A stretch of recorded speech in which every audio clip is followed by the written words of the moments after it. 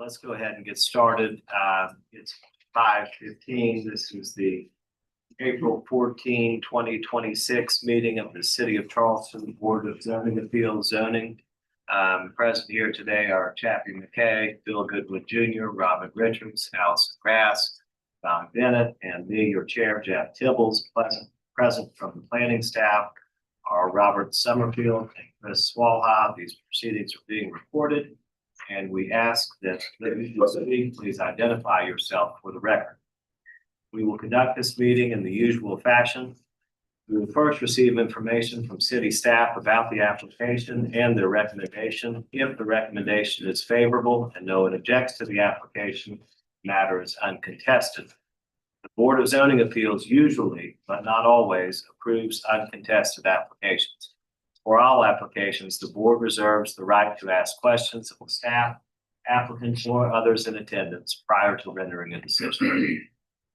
If, however, the city recommends against the application, or if there is opposition to the application, we treat the matter as contested and hear from the applicant and anyone else who is in favor of the application. Next, we hear from anyone opposed, followed by a short rebuttal from the applicant. We then close the public hearing portion of the meeting for that particular application and open discussion to the Board of Zoning Appeals members only.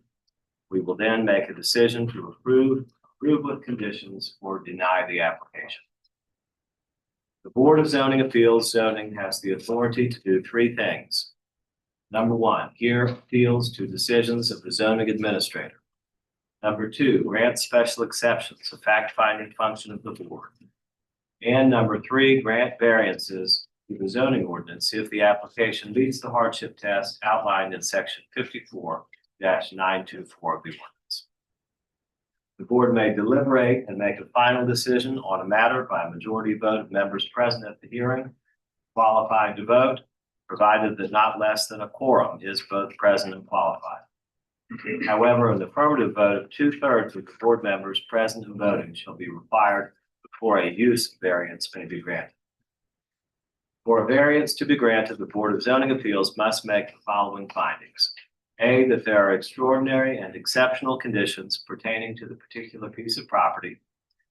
B, these conditions do not generally apply to other property in the vicinity. C, because of these conditions, the application of the ordinance to the particular piece of property would effectively prohibit or unreasonably restrict the utilization of the property.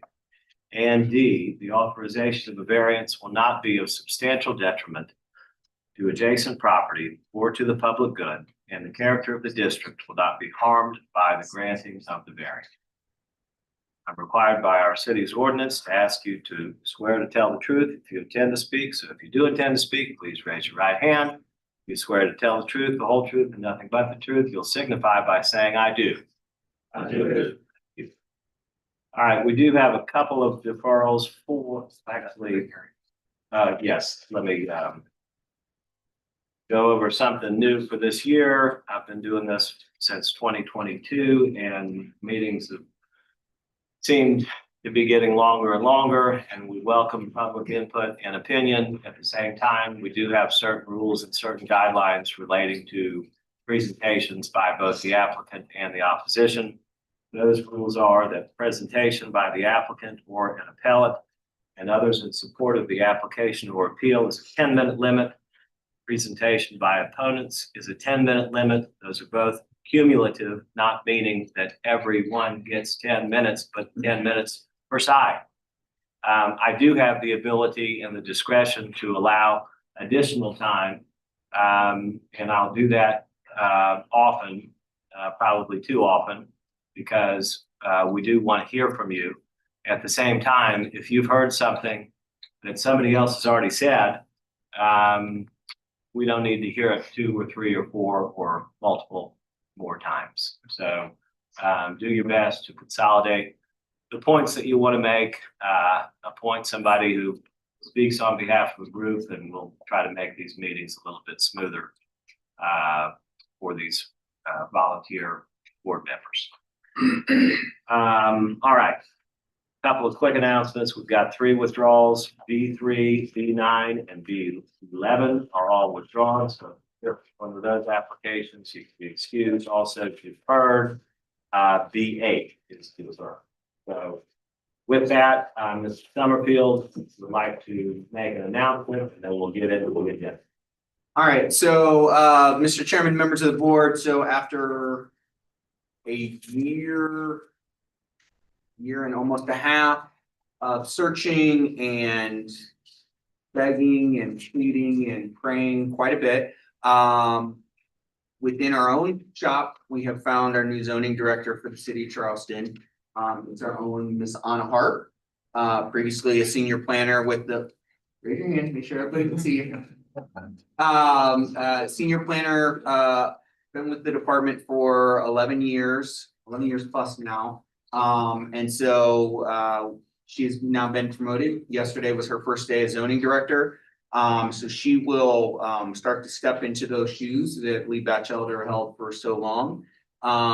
She's going to start off by managing the division, and then over the course of the next several months to year, she will take on the zoning administrator stuff. So you'll still have me around for a little while longer, but our ideal scenario is that over the course of the next 6, 9, 12 months, Anna will step in and be fully the zoning director, zoning administrator, and administrator for this board. So just wanted to let you all know that, and that we've got progress, and we came all the way full circle and came back to within our shop. So I wanted to publicly acknowledge Anna and introduce her to everyone, and thank you, Mr. Chairman.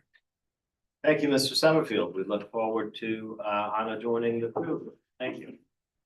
All right, we'll go right into our agenda. Item A, review of minutes and deferred applications for previously advertised BZA-Z agendas.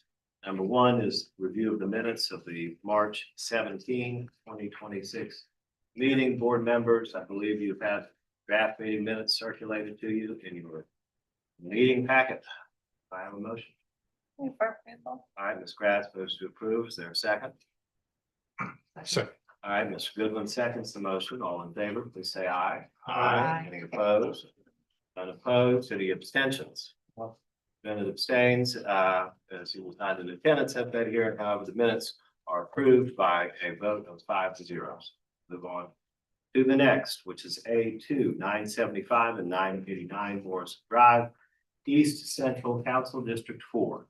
PMS number 459-01-01-083-001, zone UP, requesting a variance from section 54-299-25 to construct a multifamily development without an active use on the ground floor. The owner is Scott Fuller. The applicant is Brad K. Brown. Mr. Summerfield. Mr. Chairman, members of the board, so this is the property located here on Morrison Drive. You can see it highlighted in the darker purple there, under the UP zoning, kind of with the odd shape there going along the GB, where when you look at this, you can see that goes off into the creek, the wetland area there. The area of proposed development, though, is here on the Highlands. There is no proposed development that would impact.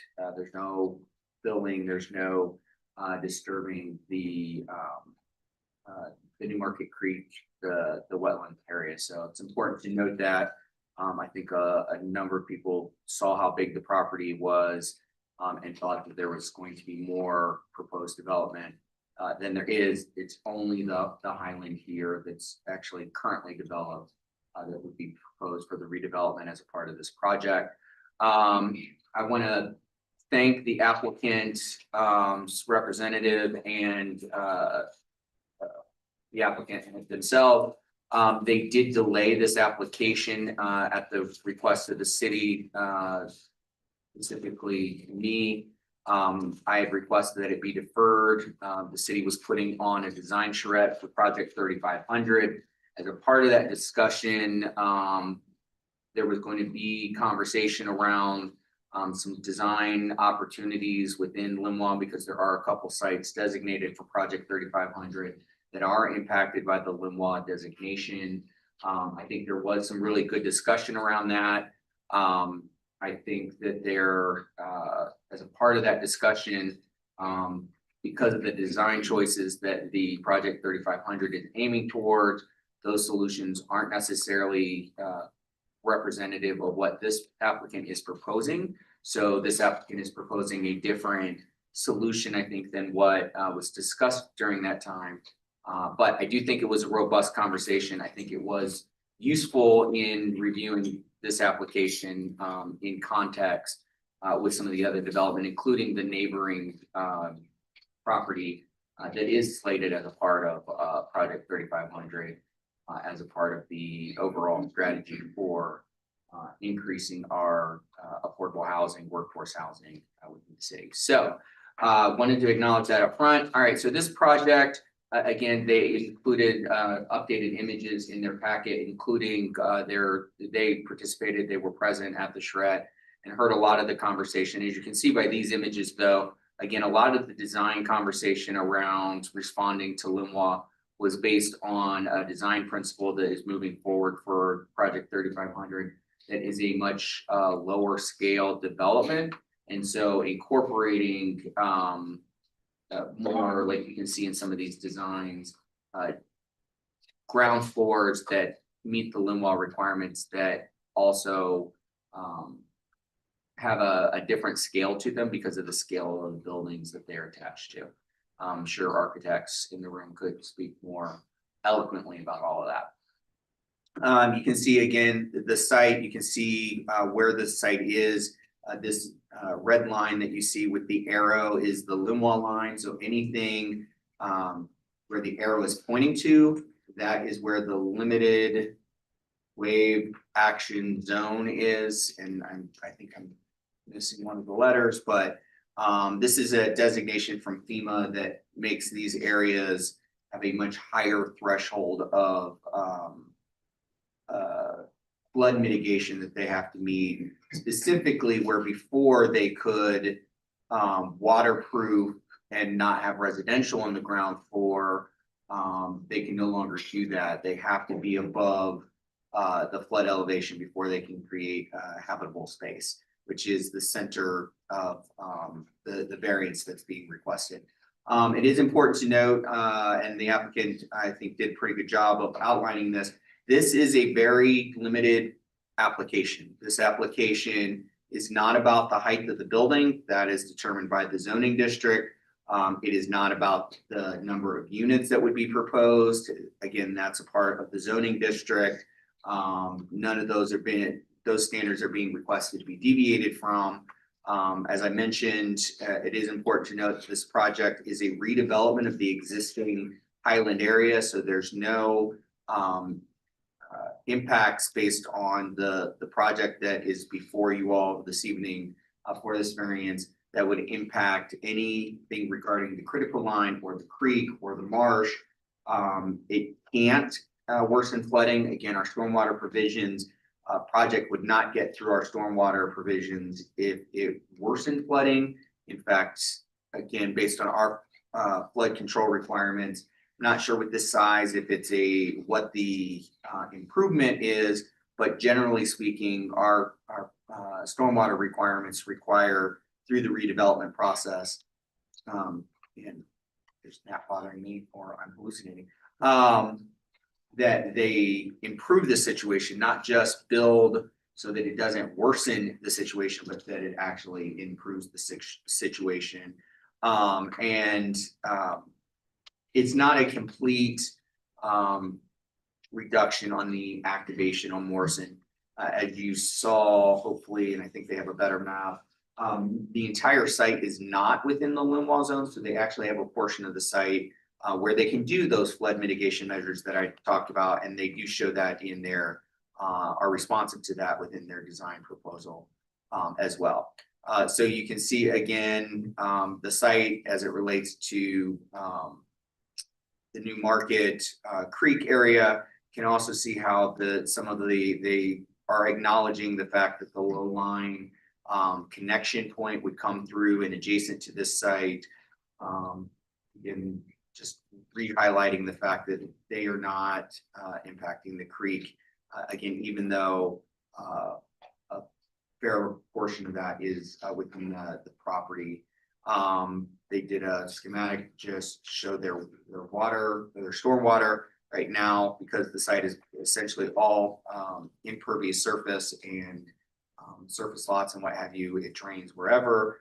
Once they've completed this development, they would have one outfall that would go out to the harbor. All right, so you can see here, again, this is very important. In this diagram, they do have the limb wall zone so that you can see that. The area in question is this 30-foot activation zone that per code requires to be activated the first 30 feet of the building. While they are able to achieve that with the creation of their lobby in this portion, because they're not subject to the same rules under limb wall, they are here. They're able to achieve it for this portion of the building. The variance is essentially for this area that is in pink, where they are choosing not to do the activation and have an alternative that they believe achieves the goal, if not the letter of that request, and they believe will produce a better building. So here you can see this is the that compliant portion that's outside of the limb wall zone where they can build their lobby. They just have to do the flood panels and flood proof this element, but they can create their lobby, create stairs up to their lobby, and have that be activated. This is the essentially a sketch of what it would mean to be compliant with the code as written.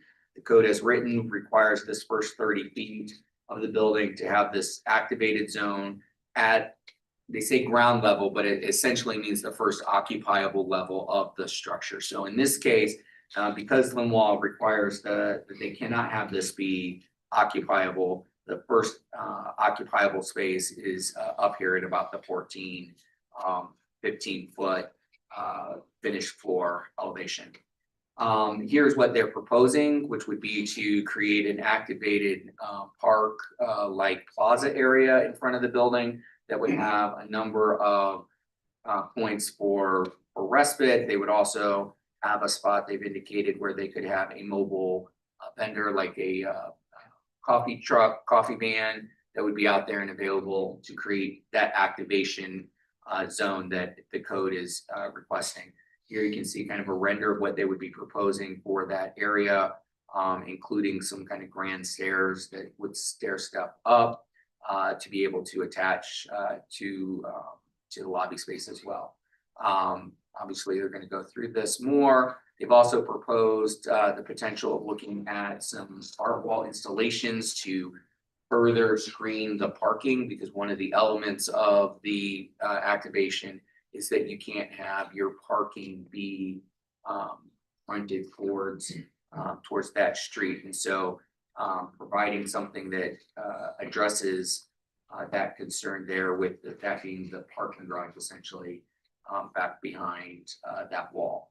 Again, you can see some other renderings of how they would use that space and propose to activate it, like I said, with some kind of mobile vendor that can be removed and gotten out of that space, so that it's not an issue with the flood control requirements from FEMA, but also provides an opportunity to activate it. They have a lot of images in here. During their presentation, they may ask me to go to some of these that provide more information about the plan and other things. Again, they have how the site interacts with the low line and the grants for the New Market Creek improvements that the city is going after, so that we can do that. This item again was previously before the board in March. We had requested a deferral. Spring break last week made it so that we did have to move the meeting 1 week back, so that's why we're meeting tonight. This item is staff is recommending denial of this item as the strict application of the code can be met and does not eliminate the productive use of the site. It is important to note, though, the standard for the activation was written at a time before LMWA was imposed, and the additional level of restriction that LMWA puts on the ability to not be able to use flood mitigation measures to construct something more at the ground level, like you see their lobby is proposed at. So it is important to note that the UP standard and this standard in particular were written at a time before this requirement was an issue or a thing to be dealt with. That said, technically as written, it is achievable, and so staff has to recommend that. Thank you, Mr. Chairman. All right, thank you, Mr. Summerfield.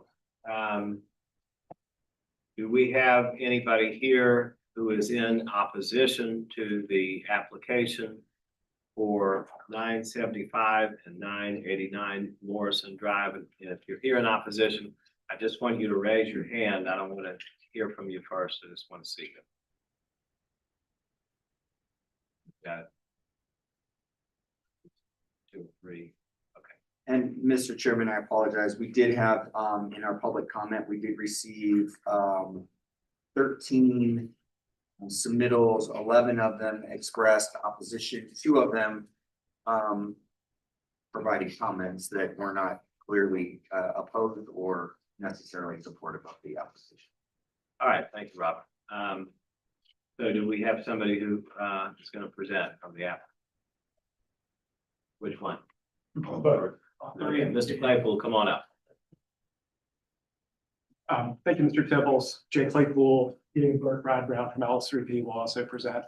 Mr. Summerfield, could you just leave it on maybe page 16 of the deck? That might help me articulate. I'm going to push through this presentation as quickly as I can. That'd be great. Thank you so much. Yes. Mr. Summerfield, already went ahead and acknowledged how many public comments we got. It's a very complicated application. It's easy to allow a little bit of grace on the time limits. We'll move as quickly as we can, but we would just like the opportunity. If people took the time to comment, we'd like to respond.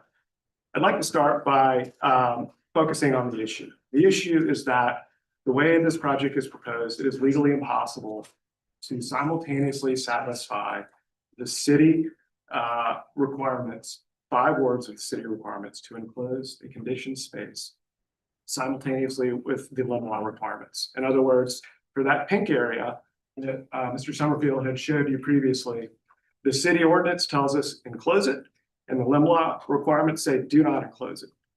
We're seeking relief from those 5 words, enclosed in a conditioned space. We believe we can satisfy every other requirement of the ordinance, and the LS3 presentation, I think, will bear that out.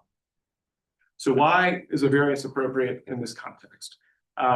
We've articulated in our application how we believe we have satisfied the requirements of the variance test. The circumstances Mr. Summerfield alluded to, there's a couple of sites in the vicinity. It's not in general application, it is a couple of sites. We did talk through and articulate how we are able to satisfy the requirement of the third one about we do believe it is an unreasonable burden on the site. It unreasonably prohibits the use of the site. I'm happy to go in a great level of detail however you want, but you'll have the analysis in your application package. The second reason why I believe that a variance request is appropriate here, which I'd like to spend my time on, is that we believe that granting the variance is better for the city than not granting the variance. And what I mean by that is this. If you look at the definition of active use, this is the ordinance in question. It requires that all buildings having frontage on Morrison Drive shall have an active use on the ground floor. And then the ordinance goes on to say, well, what is active use? It must not be residential. It must not be parking. Those are prohibited. We're not proposing either of those uses. It must be enclosed conditioned space. That is where we're getting tripped up. Must be designed for human occupation with a direct view from Morrison Drive. The ordinance provides examples. It can include retail, restaurant, coffee shop, and entrance lobby. So I would ask you just to pause there for a sec and ask yourself, well, why did City Council adopt this law? Why does city council require that projects fronting on Morrison Drive have an active use on the ground floor? Do you think that city council intended this requirement to mean that you need air-conditioned space that abuts Morrison Drive? Is that what they were getting at? Or do you think they're getting at, they want to promote the pedestrian experience on Morrison Drive so that a pedestrian walking up and down the street might have something interesting to look at or interact with?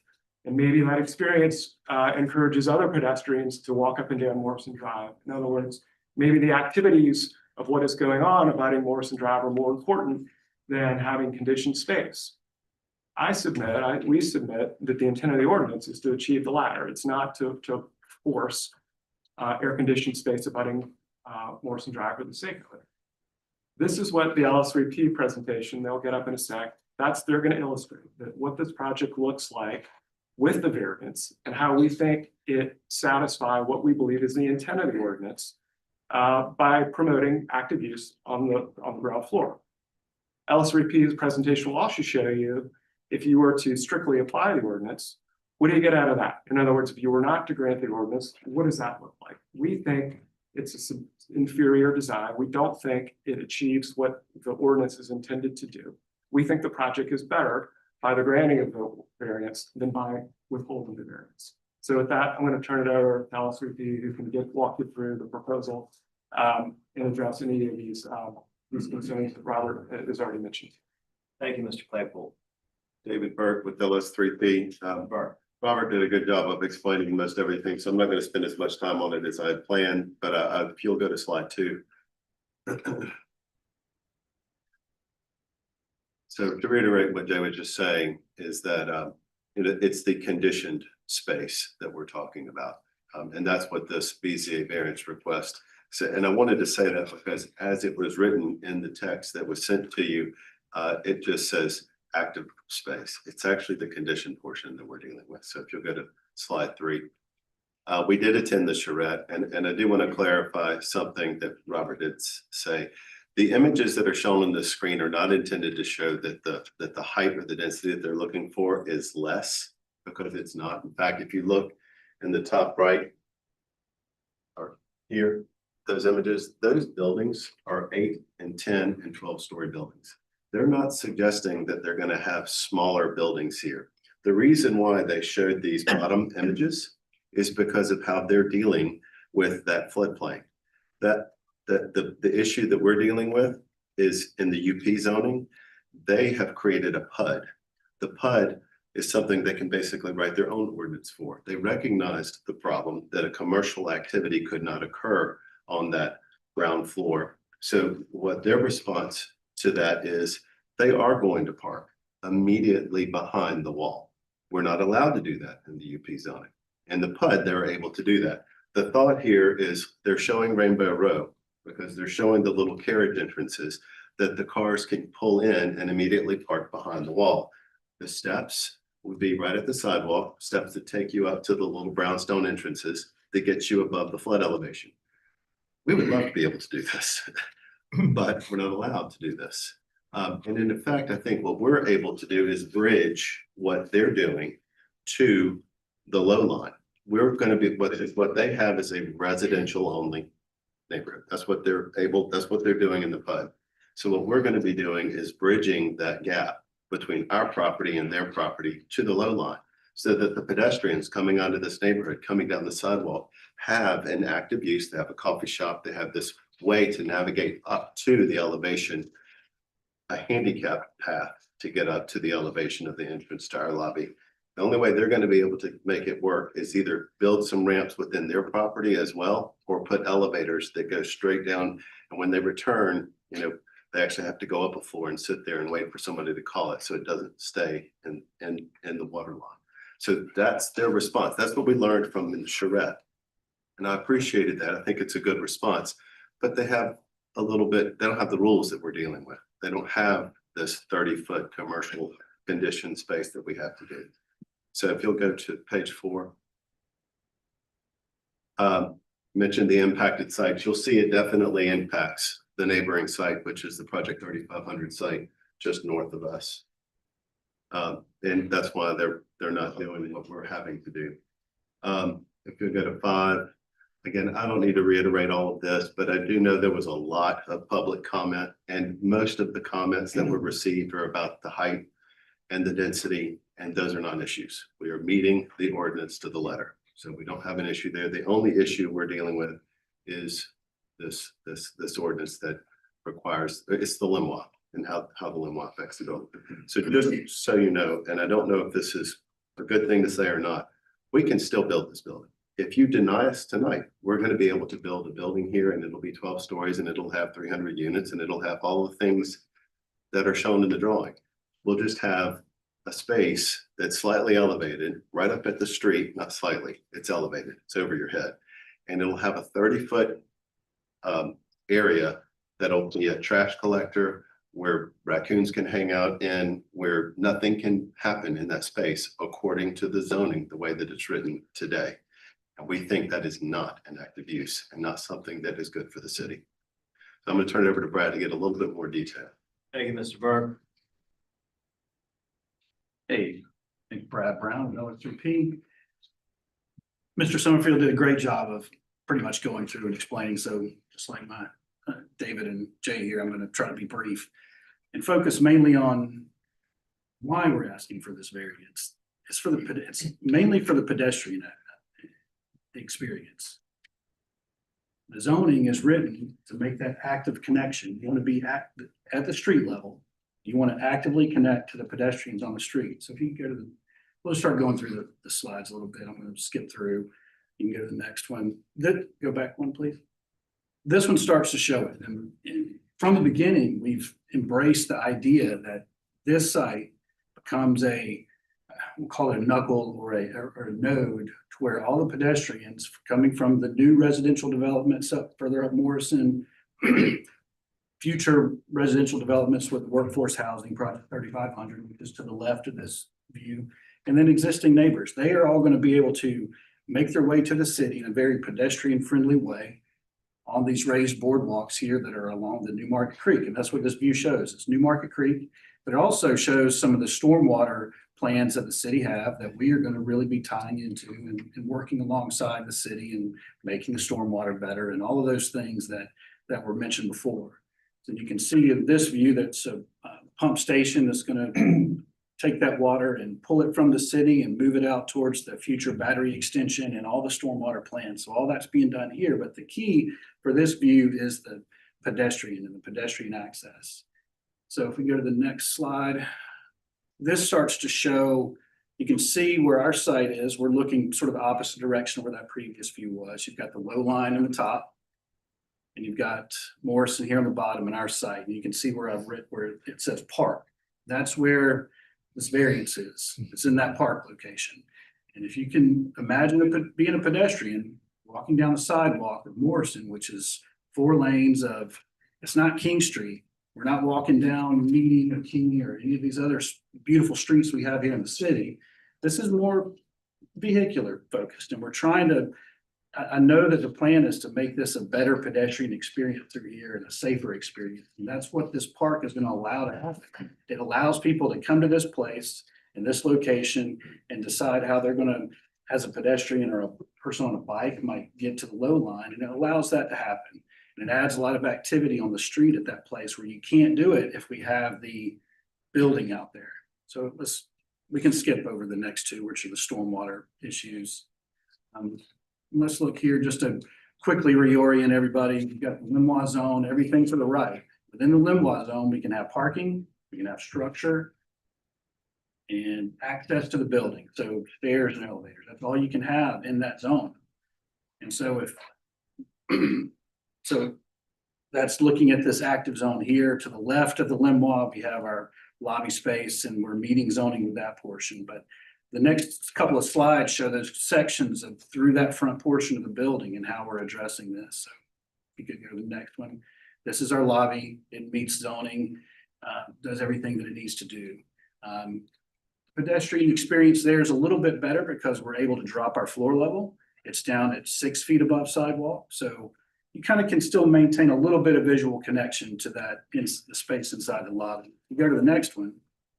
This shows what zoning requires. Technically, this does meet the letter of zoning and meets the federal requirements of LIMLAW. But you can, I just, as a pedestrian, I can't imagine what that space would be like of a blank wall, which has to be, it can't have any real activity connecting me to the building at all. Where that happens, it's 10 feet up in the air. So it totally defeats the purpose of what the zoning was intended to do, which was make that pedestrian experience better.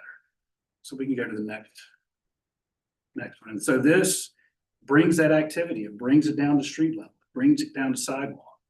And in engaging the pedestrians, allowing pedestrians to come in, we can walk in, we can get access to the coffee cart and have seating and enjoy time with our friends outside and or deciding where you want to go on your bike. All that can happen here. We might have some kiosks where people can sell things, local vendors and local merchants can sell things or sell their coffee and food, and all that can happen in this space where we follow what zoning says. You can't have that kind of space. It just becomes really a dead zone. So go to the next one. This starts to show where that activity is and where our park zone is on the top right. That maybe that's where the coffee cart is. And then what we also want to do in this park area is it's a level of various levels of terraces and ramps and make a real graceful way of getting someone from street up into the building. Where if we fill that in with blank wall and put the finished floor 9-10 feet up in the air, how are we going to get them up there? We're going to have to put steps out on the street and step up. We're not quite sure how that works with handicap access because we're going to have a really long ramp to get somebody up high enough where if we introduce this park and get the variance, then we're able to do that in a much more graceful way. And it's, I think, better for the city in that case. So I think let's go to the next one. And this starts to show all that activity happening. And I think I'm just going to leave it here. I think we can start to see that the activity here on the street level, making our way in a graceful way into the building and not having that blank wall, feel like a much better solution. Thank you very much, Mr. Brown. I appreciate it. All right, do we have anybody else who wishes to speak in support and say something that we have not already heard? All right, sir, come on up. Please state your name and address. Dr. Good, 33 Charlotte Street. I actually worked on this property, like in the back office building up until the end of last year. And it's not a nice property as is, and there's actually zero green space on it. Like it's just all asphalt and building. So the fact that they're cutting away mass out of their building to provide this park out front is a huge advantage to the community. And then I just also want to say, like, the fact that Lima didn't exist when the Upper Peninsula zoning was written, I think is the main thing here. Like, I just can't imagine the definition of ground floor when they wrote the zoning meant 10 feet up in the air. You know, the fact you can't plug through the ground, like actual grade, I think is the problem here. And raising the ground floor 10 feet just doesn't seem to meet the intent of in this period of the zoning and having active space on the ground level. And this solution is just much more elegant and more active than a 10-foot tall office space would be. And then third, we all know how hard it is to even fill commercial space in buildings like this. You look around the other Upper Peninsula multifamily buildings and all the ground space on the ground floor commercial space is just vacant. Like there's hardly any tenants at all up on Romney Street. And that's on grade. And so trying to fill a commercial space 10 feet up in the air is going to be even harder to do. So I'd rather see an active outdoor space than an empty commercial space up on the second floor. Thank you, sir. Appreciate your comments. Anybody else who wishes to speak in support of the application? All right, seeing none, we'll hear from anybody who wishes to speak in opposition.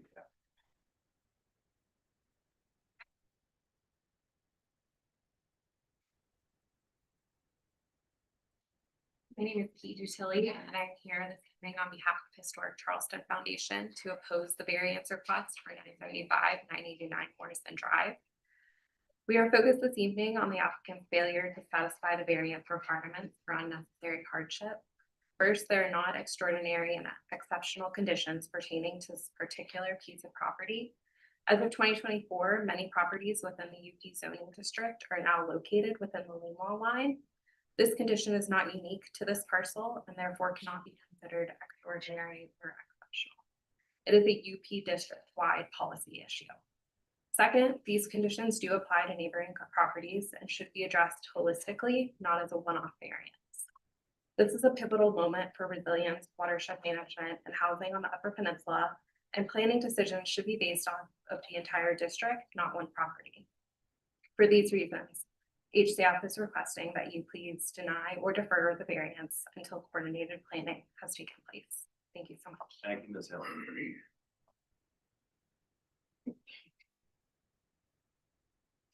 Anna Catherine Alexander with the Preservation Society of Charleston. We would like to thank the applicant for reaching out to us to discuss this proposal, and we do recognize this is a very challenging regulatory question that's before you tonight.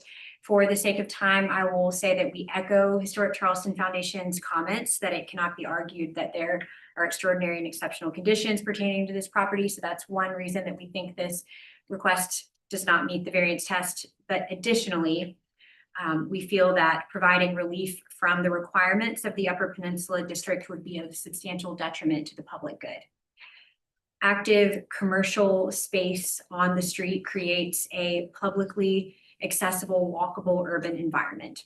And ground floor activation is fundamental to the purpose of this district that's intended to accommodate responsible growth through the use of incentives that protect both the built and the natural environments.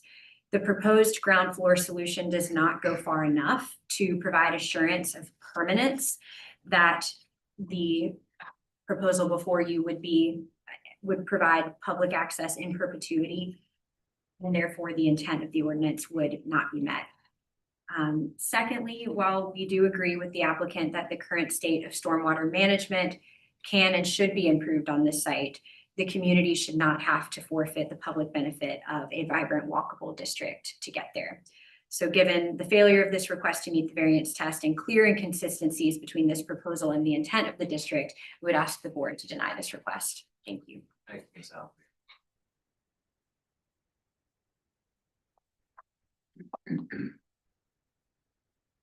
Lake Scott Marsh Project. We're a local nonprofit that works in New Market Creek area. Many of our members have expressed opposition to the original proposal for this. We met with the developers and had a conversation, and we're hoping that there would be some concerns met in terms of the impacts on stormwater management and the public good. We're concerned that that is not clear yet, and that this could be a detriment, and it would be a detriment if you maximize all the way to the critical line. I know that's a broader holistic context, but they brought you the holistic context, so I think it's important to keep that in mind.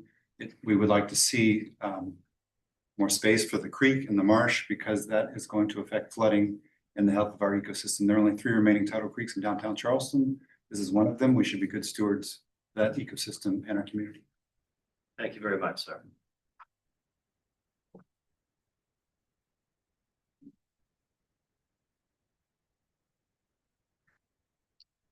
Hello, my name is Tori Sanders. I'm here on behalf of the Coastal Conservation League. I did also want to thank the applicant for meeting with us. We sat down and had a conversation as well. You know, at the league, pedestrian infrastructure and stormwater, these are both massive issues here. And to us, it's just not completely clear that the proposed activations, you know, they're not even technically permanent. You know, it's like the coffee kiosk, and while we are sympathetic to the realities under FEMA guidelines, I'm not sure, especially given staff recommendations of denial, that it meets that high bar for a variance here. So that's where we are at with the Coastal Conservation League. Thank you so much. All right, thank you very much. Anybody else who wishes to speak in opposition to the application? All right, seeing no one else who wishes to speak in opposition, you have an opportunity for a vote. Thank you, Mr. Tibbles.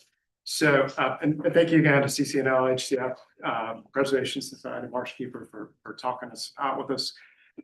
What I heard they raise was a couple of elements of the variance test. One of them, public comments, was that this condition, I don't think anybody disputes that there's a condition on this site, but that it is sort of basin-wide, vicinity-wide, area-wide. And I think Mr. Sutherland already told you, yes, it, and in fact exists in a couple of other spots in the UP zone, but it is not an area-wide condition. This is limited to select parcels in the UP district. Another comment. I'll, we can talk about this a little bit, but just while we're on it. Are there any conditions on the property other than the Lenoir regulation that you're seeking to say this is the condition of the property? No, to be clear, Mr. Tibbles, when I say the condition, it is the conflict between the enclosed conditioned space requirement of the ordinance and the Lenoir requirement that space. So it's not a physical characteristic of the property. I mean, a site condition, meaning one law, federal law says do not improve it, and city law says improve it and condition it. Well, isn't the critical line similar? And if we allow variances to the critical line, couldn't anybody say, I don't like the way the federal regulations apply to my property and therefore I deserve relief? Well, in this case, we must stay off. We're not asking to impact the critical line. We must stay off of it for fire code reasons. And I'm just saying the distinction between a physical characteristic of the land and a regulatory issue. Most of the time, when we hear these issues, the board grants relief from regulatory provisions on the basis of a special exception where we say, okay, well, that shouldn't apply in this case. But what I hear you saying is your argument is that it doesn't have to be a physical condition or characteristic of the property. It can be a legal requirement that you're saying is the condition. We have no avenue to change the federal law, nor do I think you would have any avenue to seek relief or change the critical line. Those trump, those win.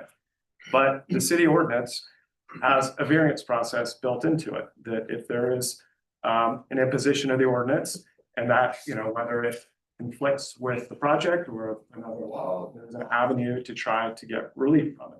And so I'm seeking to take advantage of that relief that's available. And I'll let you go ahead. Okay. Go ahead and finish Sure. your points. And the last point I would make, I heard it in a couple of public comments, this idea that, they would ask the board to defer, they would ask the board to wait. Effectively, what I hear that to mean is let's wait till the law changes. And we would welcome that. That would be great. But that sort of defeats the entire purpose of the BZA, that if the reason to not hear something between a conflict between a project and a law is just to wait it out till the law changes. I mean, y'all are giving your time for nothing. I would respectfully ask y'all to hear it. We would love the law to change favorably, but at this point, we don't have any reason to believe that anything's pending before city council or there's any relief in sight. So with that's my response to public comments. I'm happy to answer any other questions you or the board. Okay.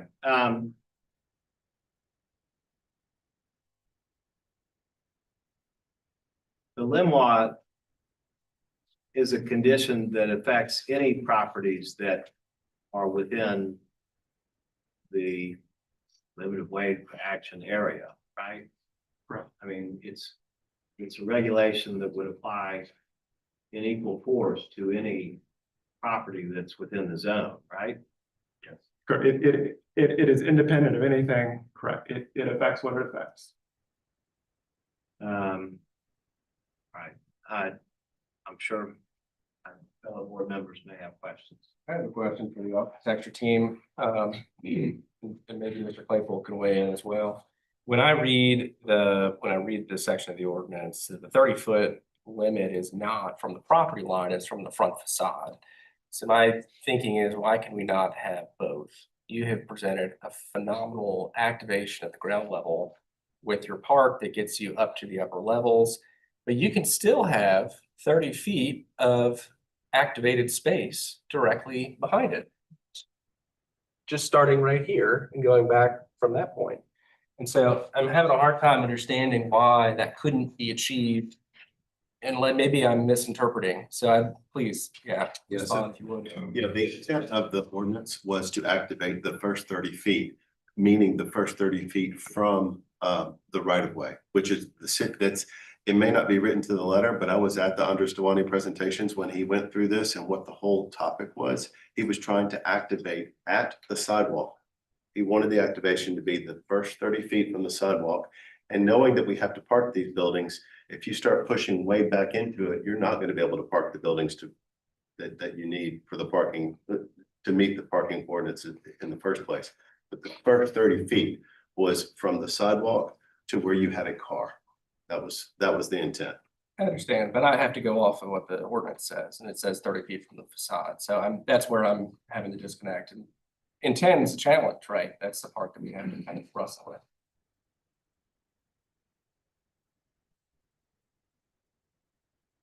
Other questions for the applicant owner?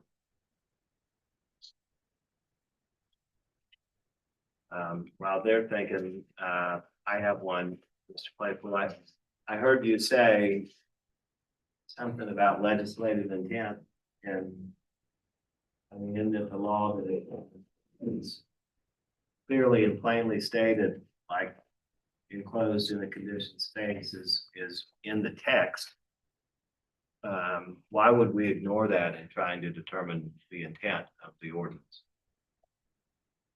I did look to the ordinance. There does not seem to be, for example, there's a findings in the ordinance that talks about how the district is well suited for greater density and increased building height due to connectivity. The ordinance itself, however, does not provide any other guidance in terms of how to interpret that. I was left with trying to give it its plain meaning and trying to put myself in the shoes of city council. Why would we require this? And it goes back to what David just said. I think the intent was always to bring activity to the public right of way and not to have some inactive, some use made of that area that does not promote activity, particularly pedestrian activity. So it's given in its plain meaning. We're worried about the level of activity during the summer, maybe. Well, can I add on to that? Go ahead. Obviously what we're doing is getting us up and creating an activity. But if you think about a residential neighborhood, a suburban neighborhood where you have a front yard and it's got your trees and your grass, and it's set back 30 feet before you have a house. That is not what happens in an urban environment. In an urban environment, you're trying to bring that public to the street, which is why the building on the left side of the image on the screen comes all the way up to the street, because it's in the A zone. And it's what we would be able to do if the A zone had kept up in perpetuity when the zoning ordinance was written. But because the LIMWA now affects the right side of this property, it required us to push back the 30 feet in another way to create the active use. Okay. And not as high as we would like it to be and as dense as we would like it to be. Well, can you enlighten me at all, Mr. Burke, on what you believe the intent is behind this clause that says also enclosed in a conditioned space? Well, the intent was so that it would actually have active uses that were out at the street so that you could actually walk into a shop, a retail shop or something, to go shopping, to get a coffee, to do whatever in a commercial environment, a walkable urban community, so that you had that urban interconnection with the street, with the sidewalk. That was the intent. While you're up, can I please ask you a question? When you spoke, you mentioned that regardless of whether or not this application is approved, that y'all could still develop the property. Right. So I guess my question is, how does that meet the requirements of the variance test C? You'll go back to, Effectively, y'all believing that it would effectively prohibit or unreasonably restrict the utilization of the it's unreasonably restricting it. It's not effectively prohibiting it. I agree with that. It's unreasonably restricting how this property should be used. That's it. All right, I have a question for somebody in opposition and whomever wants to take it on, be my guest. Nobody does, I guess it will just linger unanswered. If they do have the ability to build the 12-story building without the variance, is this not, or is it a better plan than what they've described as the alternative? Anybody want to tackle that one? I think I would like to. Please come on up and speak into the microphone so that we can hear you. First of all, I guess the question, do you all accept that as the truth? Will they be able to build a 12-story building? Does anybody disagree with that? If you disagree with the fact that they're entitled to build one, we see your hand. I better understand that in the urban flood district. Okay, so for some, it may be not a fully answered question. Go ahead.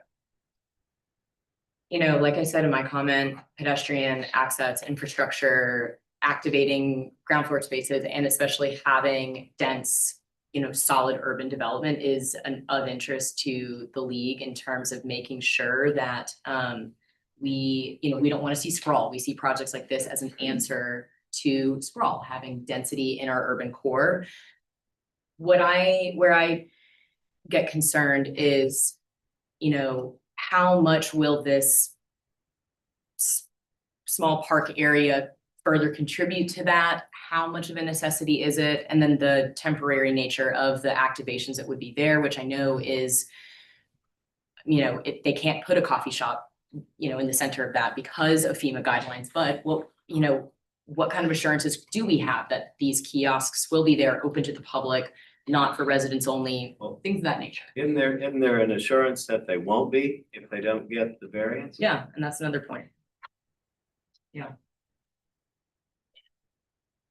Okay,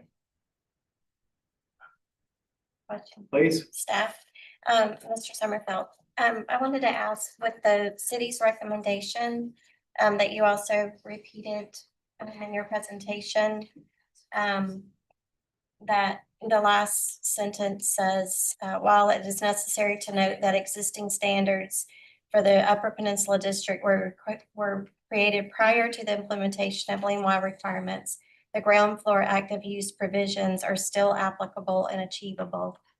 I'm just kind of confused by that, and that's probably just me, but could you explain that? Yeah, so again, that goes to, yeah, so that goes to this. So, again, the applicant can correct me if I miscategorize this, but I think all along, there's been an acknowledgement that you can satisfy both things, but is that really what we want as a community, is to satisfy both things? Because they work in opposition to each other in some ways, in terms of if you meet the city UP requirement of creating this activated space within this 30-foot zone, and sir, you are correct, it is 30 feet from the facade, but they actually are creating the facade of the building at the street with where they're putting the lobby, so. Hanging. Yeah, that I mean, that creates the start of the facade. The whole building was pushed back. Well, the problem is the limb wall is that whole right side, so, because we even looked at that, was like, well, if they start the building further back, does that get that? But it doesn't, because the limb wall goes that whole length. So basically nothing within that flood area within the limb wall can be essentially habitable space. So sorry. So with that, so this is the building, obviously it's a sketch, but this is the building that's compliant with both things. It's creating a zone that is non-habitable, that is at the design flood elevation. In this case, that would be a design flood elevation of 14 feet. So with a 6-foot curb, it's about a 9-foot area that essentially this has to be breakaway or wrought iron or something so that water can flow under it and through it. And then the activated space would be this 30 feet of space up here, that they also then have to figure out how to get people, to, again, they talked about that. So what the argument here all along has been, does creating this outdoor ground level activated space meet the intent of the ordinance versus the verbiage of the ordinance, which is this? So to the point that was made, yes, if this variance tonight is denied, the applicant can still go forward and move on to Board of Architectural Review with a compliant design that does essentially achieves what is in this image. A 9-foot area that is uninhabitable and has some breakaway or element that doesn't obstruct the wave action, the water from getting through if need be, and then creates the activated space at 9 foot in elevation. So they can achieve the ordinance, and the argument has been, is that really for the best, or is something that creates an opportunity for use of the space, even though it's not conditioned space, more appropriate? Mr. Burke, my assumption is that you all have spent a lot of time looking at different plans and ideas as to whether the building could be reconfigured in any way, shifted on the lot, reoriented, designed in a way that would be. We wouldn't be here if we could have just made it happen this easily. It's not, you have dead space. Robert, I have a question for you. In Yes. this slide, when you go back and forth in these two slides, just so that I understand, if we deny, then we have the one with the yellow block. If we approve, then we go to the other one that may have the increased planted walking area. But that's really not a complete guarantee either, because they still have to go to VAR and TRC for approval, what that might look like. Yes. So we can't, I think they'd have to go to VAR in either case, right? correct, yes. Yeah, Kind of- Yes, yes, absolutely yes. has to go to VAR and then TRC, but you're right, to verify that any, what their planting works and how everything, TRC. again, TRC, stormwater, all of that, for how the different elevations, how that would all drain, and all of those things would still have to be met. So we're giving an opportunity for them to go forward Yes, the with this, variance, but there is no guarantee the that. variance is to basically not require them to go back and design a building that does this. This is their intent that they've expressed. And again, they've created the BAR packet that would be reflective of this. That's actually kind of what happened, is they were ready for BAR because they thought they were meeting the code. A review of it said, no, not quite. And then that brought us to this point. So they fully intend to bring the plaza thing forward. I have no doubt or question about that, but to the point, it still requires BAR to approve that. And then they still have to meet all the engineering that would be required to get it through the TRC process, the technical review process. And I'm sorry, I've got another question, but if somebody else has one. And Yeah, then I was gonna just ask about your question, is if none of that is approved, then they can then go back to the design that is allowed. Is that correct? correct. So if you, well, I'm sorry, say that, ask that. So say that we approve the application Mhm. request. So if TRC BAR did not approve the plaza design, then they could then go back and design Correct. what is approved. Yeah, it would under the not- Zoning ordinance. Yeah, nothing with this action would stop them from going back to the original or the compliant version of a design. If they were granted this request and for some reason, some conflict resulted, from the VAR or TRC review it. I Yeah. do want to point out that there was one thing that we accidentally left off of the last slide with our recommendation. We would have an if approved condition related to the screening of the garage. So if you were to approve the variance, we would like some condition that would require that any of that screening not just be garage screening, but that it be something like an art wall installation or something to further divorce that area from seeming like it's a parking garage behind it. Because again, that would clearly fly in the face of the intent of no parking within that 30-foot zone to have that be the thing that people would see from the public or pedestrian route. So that would be the only thing that I would modify is we did want an if approved condition that related to that. Okay, thank you, Robert. And I just have one more Yeah, please. question. The uniqueness of this Lemois situation on this particular site. I mean, I know we had some issues over like at West Edge, some thoughts at West Edge and things like that. How often might we see this again? So again, as the applicant kind of noted, while there are other properties that are in Lemois, or are impacted by Lemois, in this case, it's the juxtaposition of the Lemois requirement and the UP requirement. Right. On other properties like the Project 3500 site that's just on the other side of this, that's in a PUD, so that isn't subject to the same current requirement. Other properties that are within this Lemois also have other zoning districts, so they would not necessarily have this UP zoning district. Everything on the West Edge side that is impacted by Lemois, again, does not have this zoning. So this is uniquely awkward. in some ways, it is somewhat unique. I can't say it's exclusive to this site because I am absolutely sure there are other UP sites, but other UP sites that aren't already developed. So for instance, thank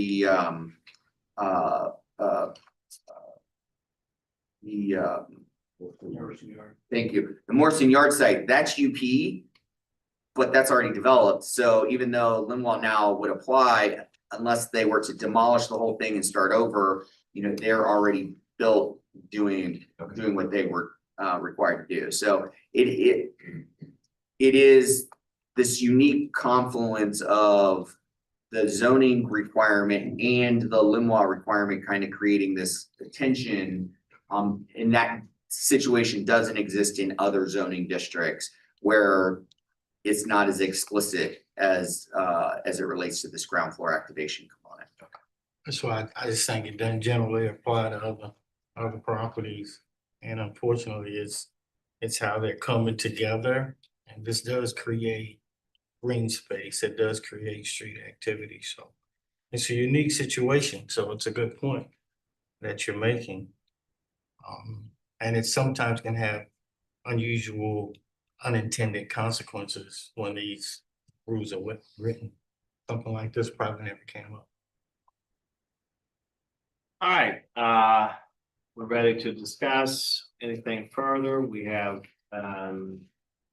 city recommendation of denial. We have excellent arguments by the applicant, the owner. We have opposition by Coastal Conservation League, and Historic Charleston and Preservation Society and the Water Conservation Group. Conservation Group. Any further discussion?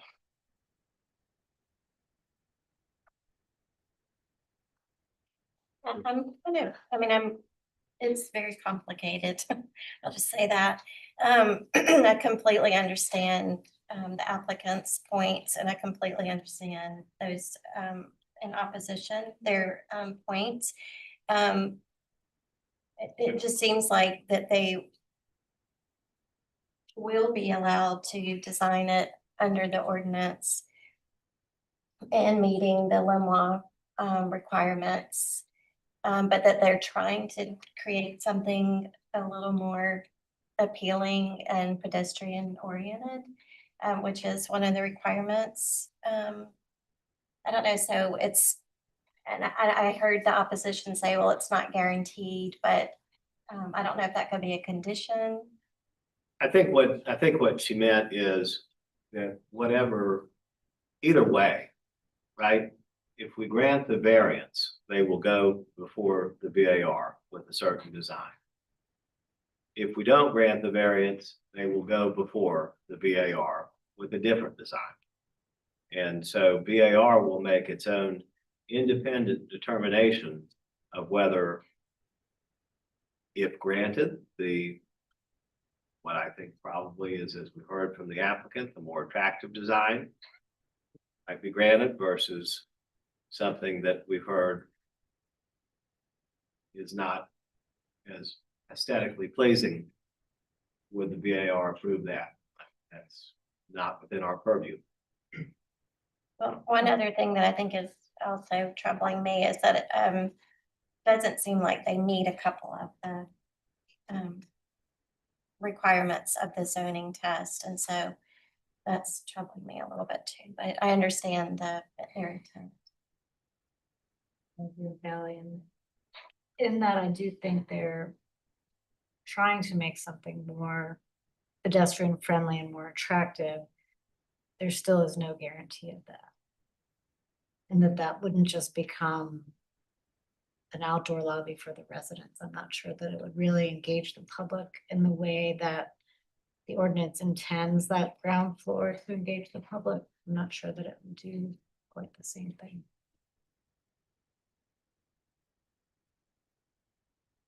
I feel like in many ways, my hands feel tied with the pass of the ordinance. I have a hard time seeing that it meets all four parts. So I'll make a motion to deny the variance. All right, so we have a motion on the floor by Mr. Bennett to deny the variance request. Do we have a second? I'll second it based on I agree. That doesn't mean all for Okay, so we have a motion to deny. We have a second. Any further discussion? Ready to vote? Remember, an I vote is a motion, is a vote to deny the variance application. All in favor, please say aye. Aye. Any opposed? Nay. Okay, so the variance application is denied by a vote of 4-2. Not that you need any editorializing, but I felt that the test, I just couldn't fit. I felt like was a round peg into a square hole on this one in terms of conditions. And the site characteristics of the property. I will note that I think there's a number of other remedies that would get you potentially where you would want to be in terms of your design. I appreciate the excellent presentation by all. Thank you very much.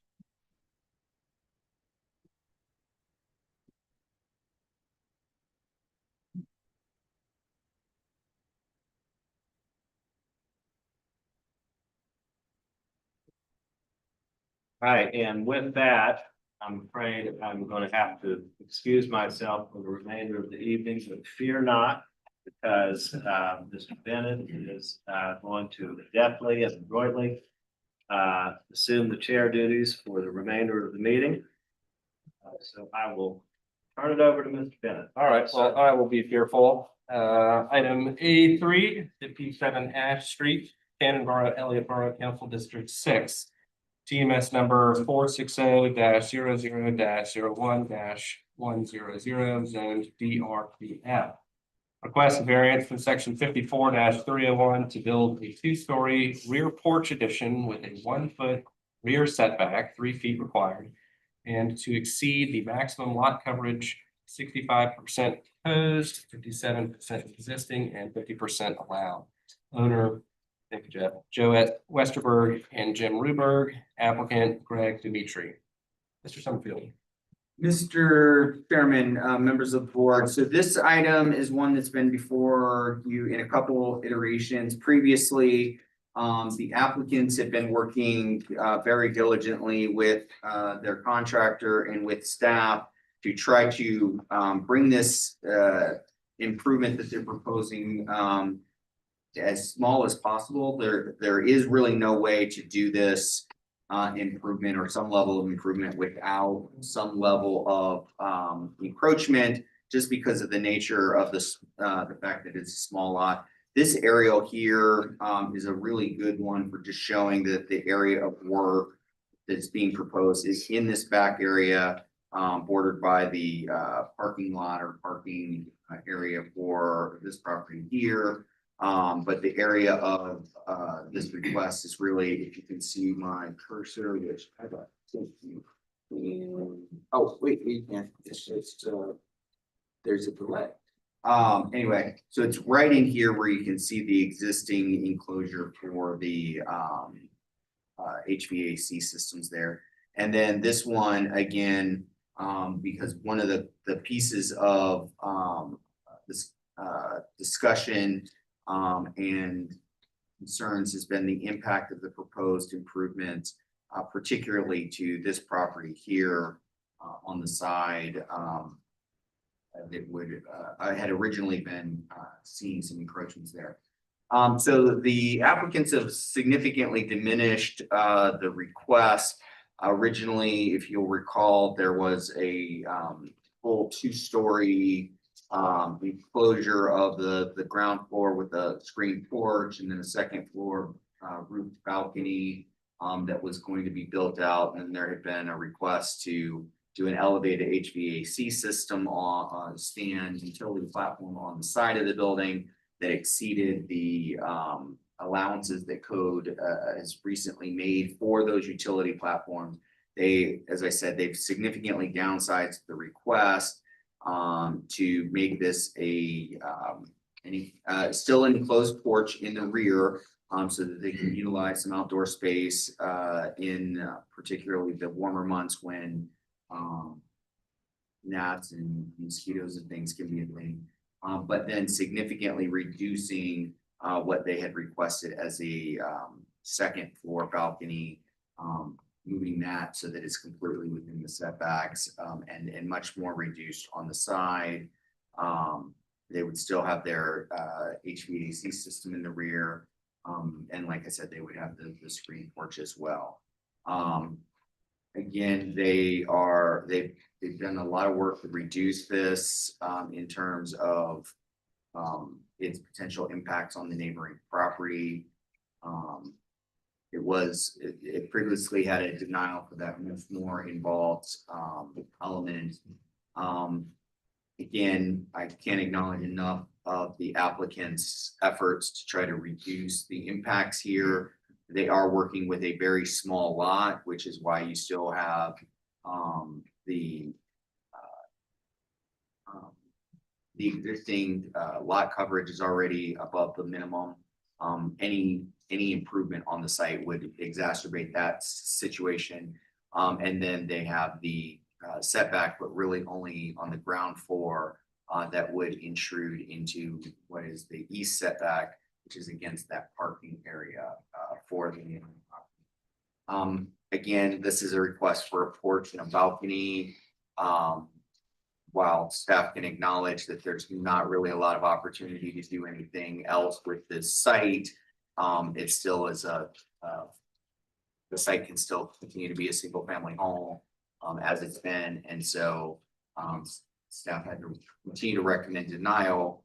But again, I can't acknowledge enough of what the applicant has done to be responsive to comments made by staff and the board through the previous part of the process. Mr. Chairman, I would note that we did receive one public comment in advance of the meeting, and that was from the neighbor at 125 Pine Street in continuing opposition to the request. Thank you, Mr. Summerfield. Is anyone present who is intending to speak in opposition on this application? Seeing any hands? Okay, we'll hear from the applicants or the owner if they're here, wish to come forward.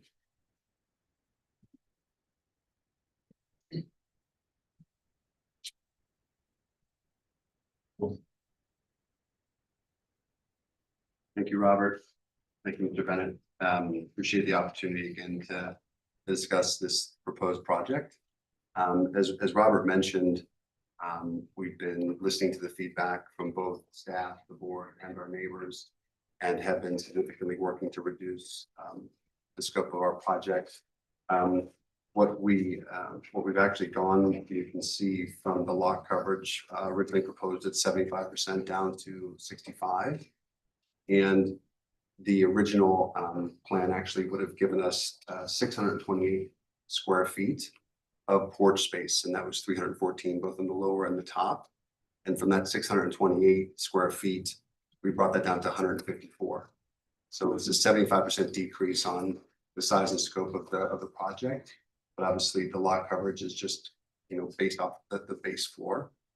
So wanted to highlight that we did note the public comments, and we wanted to address, because there were concerns initially about this being seen from the front of the street. And so we've cut that back, as you can see here, so that it's just all on the back of the house. So if you're looking from the front of the property, we would not be able to see this additional screen and porch. We did have some additional concerns from one of our neighbors who posted, in the public comments around privacy concerns, the HVACs, whether they be unsightly or noisy, concerns about water runoff, and just general noise or activity back there. And we want to mention that we went over the revised proposal with our neighbors, with our neighbor on the left, and then we weren't able to connect live, but we did put the proposal in the neighbor's mailbox, who actually posted that comment and gave them the proposal a couple weeks ago, gave all of our contact info. We had not heard from them to kind of engage in a conversation. And then we did see the public comment that was posted yesterday. But in regards to those public comments that were posted, we did want to cite relative to the privacy concern. The upstairs balcony, we currently have an upstairs balcony. I don't know, Robert, if you can see here, but it currently is just if we have those doors open in certain kind of times of year. But we just would like to have that kind of 3-foot extension out to be able to be out there with the doors closed if we wanted to actually be on that balcony. Enjoy some fresh air out there. So that's again from a much larger piece, from really 133 square feet top deck down to 21 square feet, which is the 3.5 feet out, and that's 6 feet wide across the top balcony. So that's the top piece. And we don't see really the privacy. We can open those doors now. If we're through a few feet out, we don't really see that there's much impact on privacy there. Down below, we would have privacy panels in that kind of corner of the house, as you can see where it starts to wrap around. There is a little bit, if you're there, it extends over about 5 to 7 feet. And in that area, we would have privacy panel so that they couldn't see in and we could not see out as well. On the HVACs being elevated, I don't know, can you bring this to Robert, please, or to the group? We actually took pictures from our back kitchen window, which is the bottom left there. And you can see there's one HVAC here from our neighbor, and there's another HVAC, as you'll see in this picture. This picture is taken out of that back kitchen window. And just, from our perspective, these are not covered. Our HVACs would be covered. And they're not on there. We work with the bar to have a proper coverage, so you wouldn't see them. And we are working with a contractor to have, inverter technology and the latest capabilities of HVAC systems in new systems that are very quiet, if not, pretty much no sound. So we feel like we're addressing that challenge or concern. There was also concern with water runoff. And our intention would be to create a gutter system that would run that out along kind of the back of the screened area, and then back along the side of the driveway out to the front of the house where there's a sewer right there in the street. And there was also a noise concern. I must admit, I feel like I don't understand if there'd be a difference in noise if we're in an area that doesn't have a screened-in porch versus if it's screened in. So I have to admit, I didn't really understand, that particular concern. But these were the things that we wanted to reference relative to those objections. And I know my wife wanted to share a few comments as well. Go ahead. I just wanted to say that this home was built in the 1880s as a single family home with a porch. It was converted to a duplex and then the porches were enclosed. In 2007, it was reverted back to a single family home. Our neighbor, Julie Strang, mentioned that our 2 lots used to be owned by one person. And she is the lot to the left of us that has had some comments regarding some concerns regarding our project. And she said that both of our lots used to be owned by the same person, which I think that probably lends a lot to why our property has some quirks regarding its size and I guess just how the properties were divided then once they were divided into 2.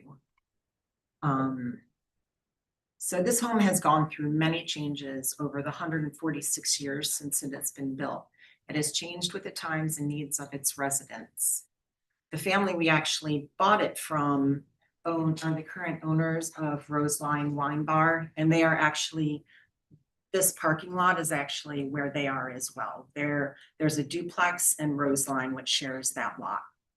And she gave a comment the first time we came before you in support of this project, because when they lived in our house, she said that they always wanted to have a more usable, livable outdoor space when they were there. And so she did comment, do a public comment at our first meeting saying she was in support of this project. So I just believe that, this property has changed with the times and needs of its residents. Now it's time for this home to evolve again to meet the needs of its current residents. Our project will add value to the home and be an added value to the neighborhood while respecting its historic roots. So we kindly ask that you approve our current project. Thank you for your comments. I do have one quick question. I was looking at the side view drawing. Mr. Somerville, can you pop that up real quick? I was curious, what is the roof system you have for that balcony? You're talking about water runoff getting guttered and then taken down the side. I was curious what that system looks like, because obviously we see the screen sides, but I didn't know if it's a deck or if it's a finished roof with. It'll be a finished roof. Okay, so that would be like rolled asphalt or? Partly, I don't know if we have to get that approval by the bar. We're open to whatever That roof needs to be. Yeah, gotcha. And in this picture, it does look like the balcony is a part of the first floor roof, but I just wanted to point out they're actually 2 separate. It will be a first floor screened porch with a roof with gutters. And then the balcony, we've proposed it just be a small balcony outside those doors, but it will remain the look of what it is originally right now with the wrought iron, because we've already spoke to Bar about that as well. And they'd like us to keep it looking the same. So that would be a separate structure and it would have the wrought iron railings around it. So the only real difference is it'll just kind of extend a little bit out from those doors, but it'll continue to have the wrought iron railing around it. The separate platform. Okay. I think that answers my question. I have a question. So the application, the request is for a variance to build the 2-story rear porch addition. Does the screen porch not fall within the variance request, or is that something that, Robert, is that something they're allowed to do? The screen porch is the lot coverage. That's the lot coverage. Yeah, Okay. the screen porch is the lot coverage, and then the 2nd story addition is the balcony piece. Okay, thank you. Also the roof setback. Yeah. Yes. That's the 1 yes. foot. Yes. For the lower screen. Or yes, for the screen porch, yes. Okay, thank you. Any other questions?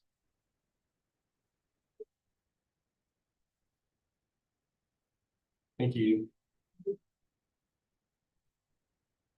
There was no, are you here in opposition? Please come on up. There was no hand up earlier, so or I didn't see it.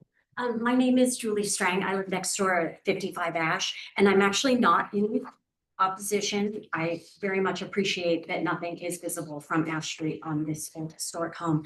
I just wanted to clarify, it is true, it is my understanding that the same owner previously owned both of our properties, but that was platted, that survey's back from 1972 is when our property line was put in place. So there's been nothing recorded since then. So that is original. And also it is my understanding that 125 Line Street, some of the reason that they were able to elevate those HVACs is because until FEMA changed, I think in 2024, part of 125 Line Street was in an AE flood zone. So that's it. Thank you. Anyone, I'm just make sure there's no opposition otherwise. Okay. Mr. Ruber, Ms. Ruber, you don't have any response to that or any other comments? Okay. Board discussion. I want to ask about the elevated ACs. That was a picture of the rear 125, Robert. The picture that they provided, yes, I believe was one, but. This is 125. Yes. And this is their fence, and you're immediately behind their fence. Right. Okay. Yeah, I think it's a picture of this corner right here. On Okay. 125 Line Street.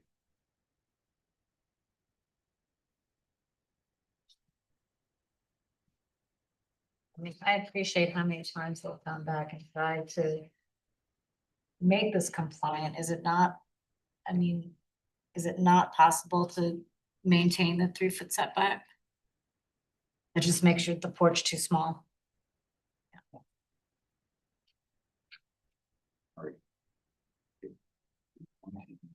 You're left with a 4-foot. Yeah, 4.5-foot. Yeah. porch. they just don't have very much rear Right. yard area.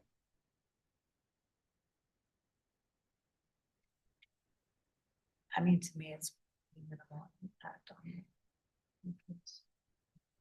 the HVAC. You said, On the last time I came, I think the HVAC was still on the side, right? Moved to the back. How do y'all feel about that? Off the back. I think that's an improvement. And yeah, that's where it exists now, is in the back. It just would now be on elevated on top of the porch versus right now it's at It's like slightly above grade. We've seen that several times before. I think the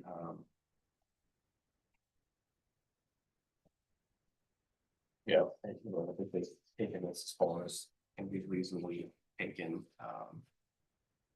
to address those issues. I do still feel like the neighbors' concerns should be taken into consideration from 125 Line regarding the privacy of the balcony, upstairs balcony. And that's really my biggest concern.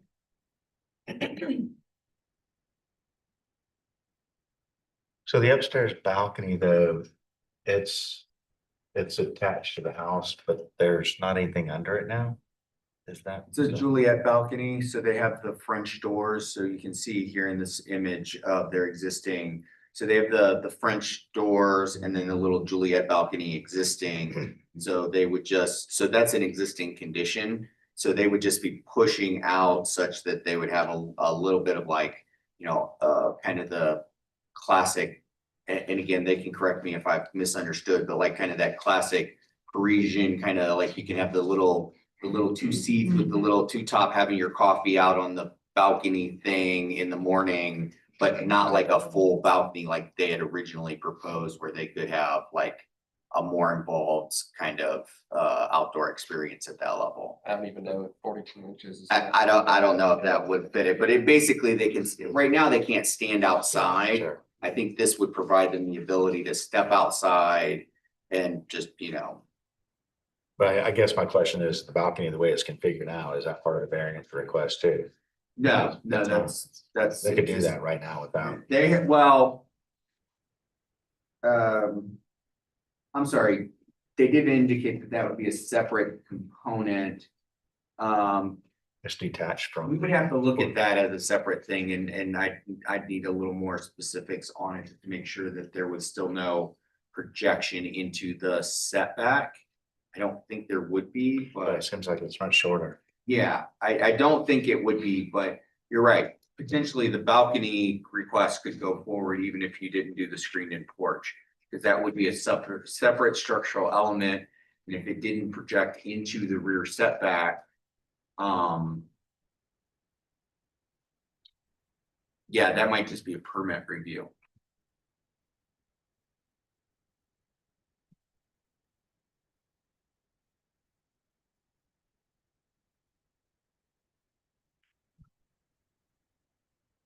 Mr. Mayor, are you attempting to, are you curious if we're trying to separate the two as a single, as separate? I think, one of the questions that we were just talking was, does the balcony have a impact on the new porch, screened-in porch, or is it a separate element altogether that doesn't require a variance in the situation? I mean, we could address them together independently, but I think there was a concern that the Juliet, we'll still call it an enlarged Juliet, so why don't we call it the Romeo and Juliet? So the Romeo and Juliet, does it impact the neighbors in the back? If it does or does not, would we need to even worry about that if it doesn't require a variance? We're addressing one of the neighbors' concerned. Yeah, okay, that's what you're saying. Sorry, I wasn't very clear.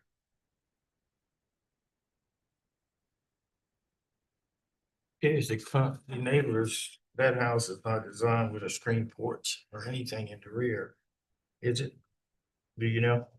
We can't see the neighbor's backyard. Is there any porches, patios, any living area in the neighbor's backyard?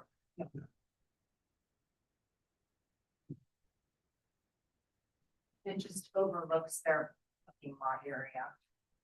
Yeah, they just have parking. There.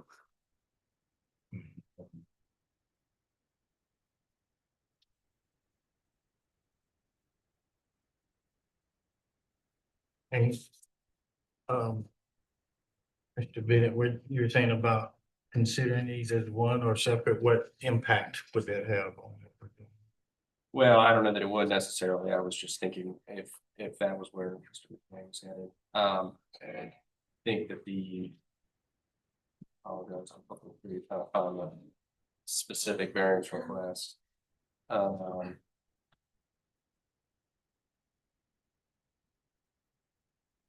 The variance request, I guess, because you have a balcony, it makes it a two-story rear porch rather than a single-story rear porch. Isn't that correct, Mr. Singleton? Well, so again, the original noticing on this was when it was the roof structure. So, so at this point, the two-story element is a little misleading in that it would be a projection from the house. At this point, it wouldn't be a two-story addition the way it previously been, because it's no longer a roofed structure. So again, because this was deferred, it maintains the description that it was originally noticed with, but in the current proposal, because they have pared it back from what we previously have seen, they have removed those roof elements over the balcony, so it isn't really creating the second story. And I think as Mr. McKay kind of been headed toward this balcony based on these measurements and the site, I believe this balcony as a independent structure could be done because it's not encroaching within the setbacks without a variance or anything. So it sounds like really the question before us is about the screen. It's the lot coverage and then allowing the screen porch to encroach to within to the 1 foot of the rear property line. That, then has the 6-foot fence and the parking area be. If the porch were not screened in, would it would be essentially just a deck? Would there be any restriction on that 3-foot setback? There would, because of the size of this lot, we would still end up with an even though we have some exceptions for encroachments for decks and stairs and what have you. Because of the fact there's just really not a lot of rear yard area. Basically, anything that's more than steps would encroach into the minimum required setback. And so would likely still require a variance. Is there any possibility that if we approve the screen porch, that BAR might not approve it? No, BAR would have to approve it. They would just have to address any aesthetic components that BAR. If this board approves it, then at that point, it's allowed by the zoning. So BAR then would be only looking at the aesthetic components of it. Preservation of the historic integrity of the property, that kind of thing. They wouldn't be able to say no porch. They might be able to say like, the materiality of the posts or maybe something about a screen. I don't even know what BAR might look at from an aesthetic component for a screen porch, but that, to their point, the roof of the screen porch might be the thing that becomes more of a BAR concern, more than anything else related to the screen porch. And then they already commented on materiality of that Juliet balcony coming out and maintaining that integrity would be something that they would share about. But if the board approved the screen porch, the Board of Zoning Appeals, the Board of Architectural Review would just be looking at the aesthetic elements of how that screen porch is affixed to the home, and then the roof. So, Mr. Summerfield, if you bear with me just a second, I'm reading through your, maybe this is what, maybe it's a question for Mr. Swallow. The recommendations for denial is based on not meeting variance hardship requirements, specifically allowing the construction of a two-story rear porch addition that encroaches the rear setback and exceeds the lot coverage. That being a not unreasonable restriction. My question to you is, as a one-story, I guess it doesn't, in both cases, it's still, in the city's view, would not meet the hardship test as an unreasonable restrictions, because it can still be used as a single family dwelling. Is that a fair? Yes, I mean, there's no requirement. Arguably, there's no requirement for a screen porch. Now, I say that somewhat as a hypocrite who has a screen back porch, primarily because in order to use the outside of my yard in the spring or summertime, even into the fall, you have to be in the screened porch. So while that is not a requirement to have a single family home, to have that full enjoyment of your outside, having the ability to be outside, and again, just the nature of this lot means that any improvement outside would almost guarantee that there's some kind of encroachment and a variance. And Robert, remind me, it must remain a screen porch. They cannot enclose the porch without coming back. Correct. Yes, this would only be to allow the porch. If they wanted to create that as habitable space, they would have to come back. Considering the lot sizes and the surrounding properties, I think most of the tests have been met. If you look at the lot sizes, I could see where others would have a better opportunity to improve their sites.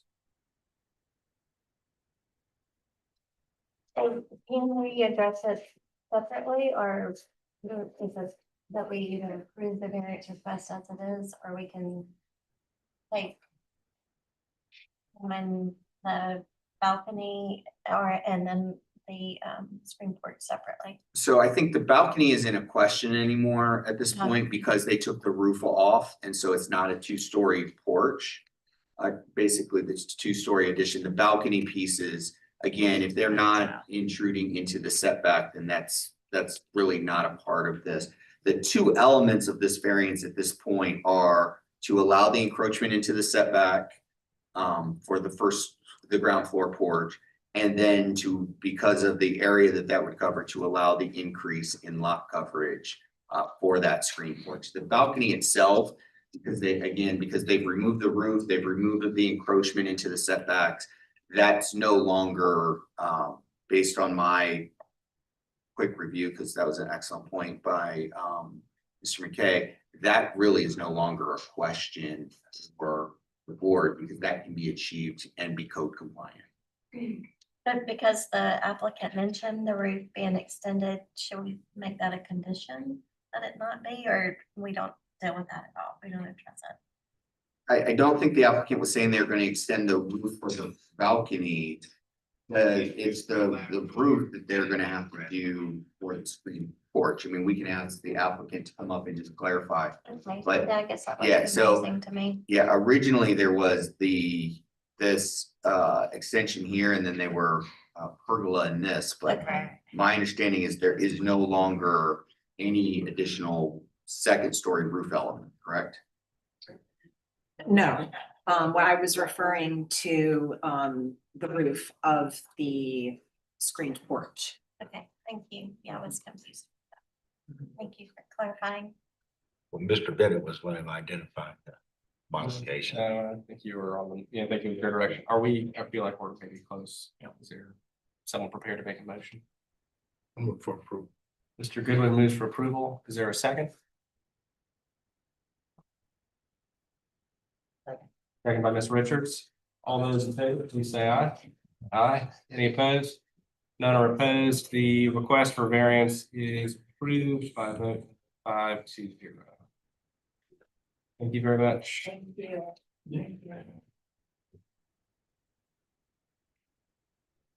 All right, moving on to new applications. B1, 237 Borden Street, Wagner Terrace, Council District 6, EMS number 463-10-03-044, then SR2. Request the first one-year extension of vested rights that expire on March 5th, 2026 pursuant to section 54-962. The extension for a special exception to extend a non-conforming west side setback. Owner William and Emily Sayre, applicant William Hayes Sayre. Mr. Summerfield. All right, so quick and easy.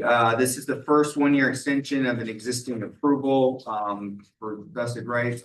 Per statute, we are required, unless there's been some significant change, to approve up to 5 of these one-year extensions. This is their first. Everything is in order. Nothing has substantially changed that would cause staff to believe that this should not be approved, and is recommending approval of this extension. Thank you, Mr. Summerfield. Is the applicant here? Do you have anything you wish to add? No. Wonderful. Do we have a motion? Move for approval by Ms. Grass, seconded by Mr. McKay. All those in favor, please say aye. Aye. Any opposed? No opposed. The application for the first one-year extension is granted. Thank you very much.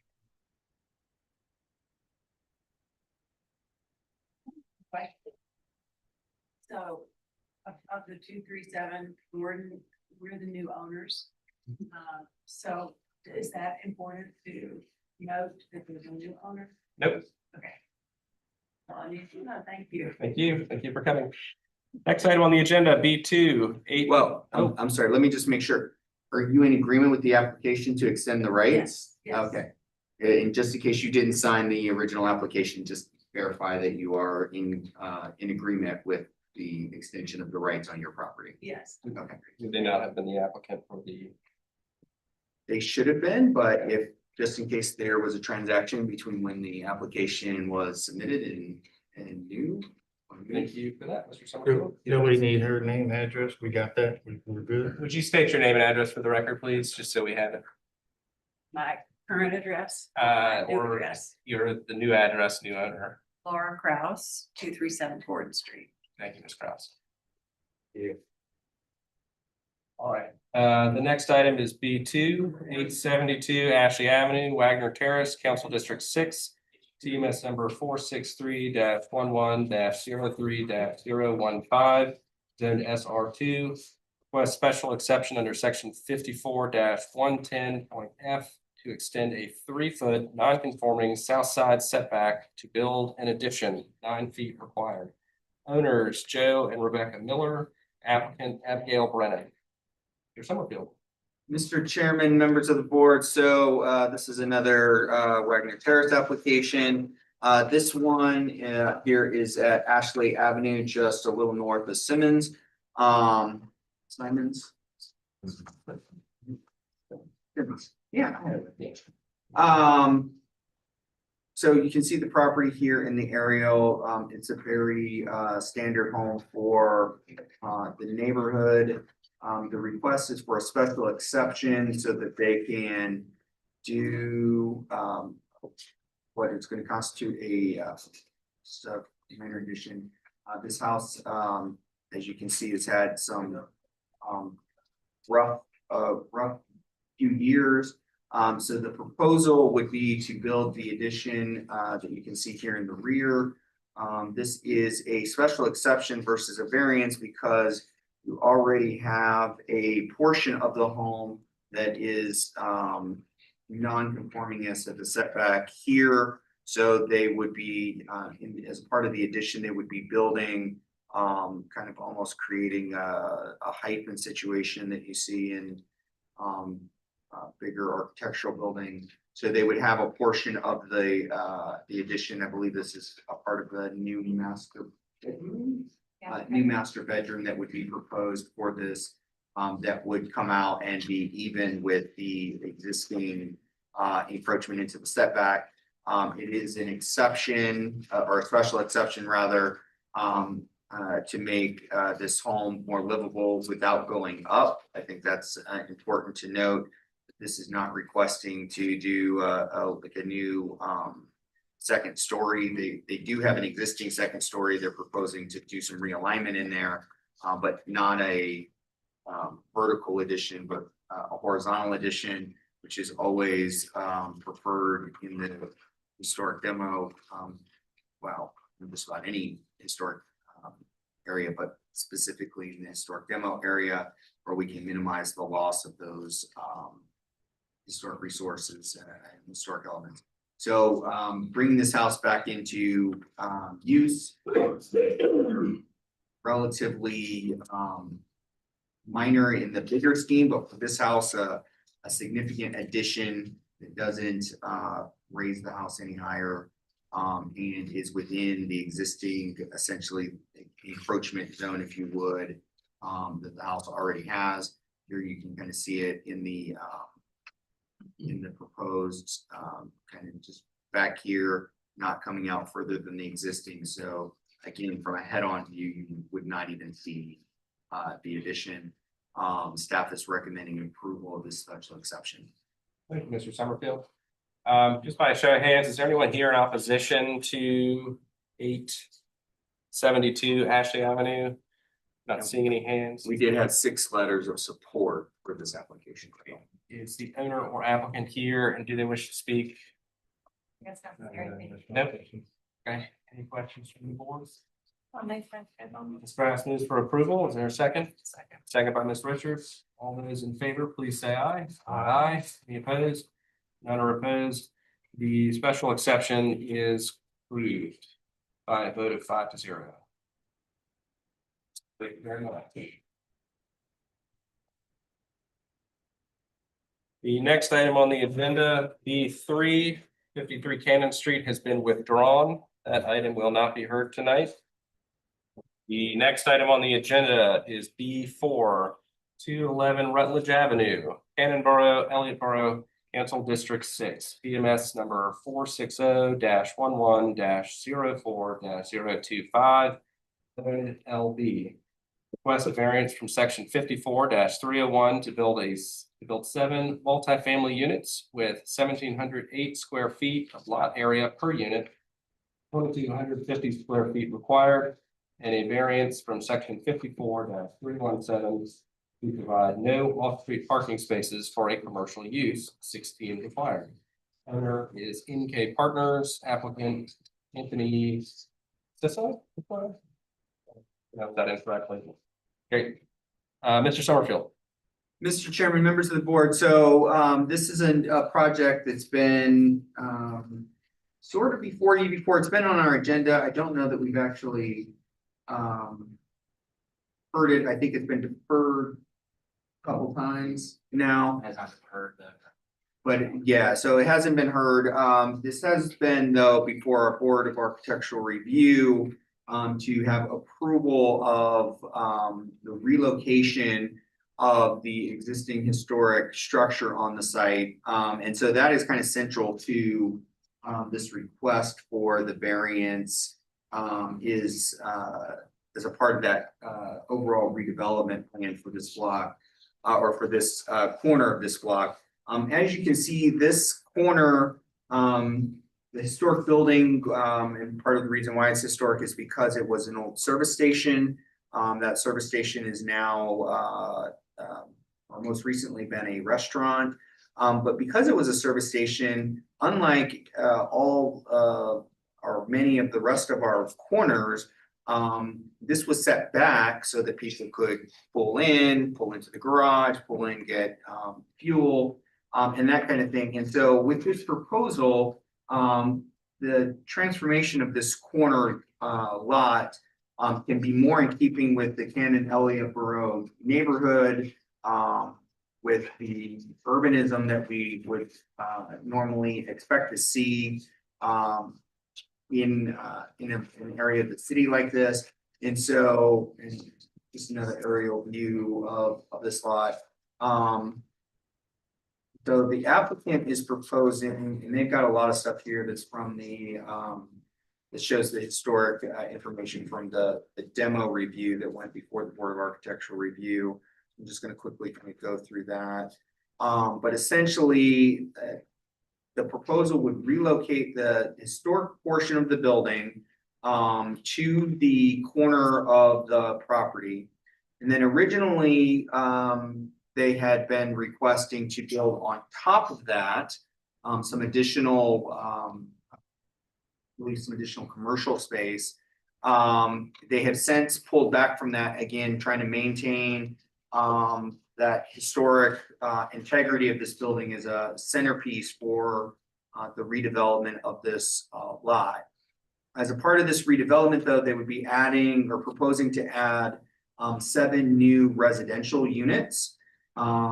They would park the residential units on site, but then commercial parking would need to be found, just like in many other commercial developments in and around the area, via either street parking or nearby commercial parking. I believe the applicants are still trying to secure parking. I think there was a conversation with the church.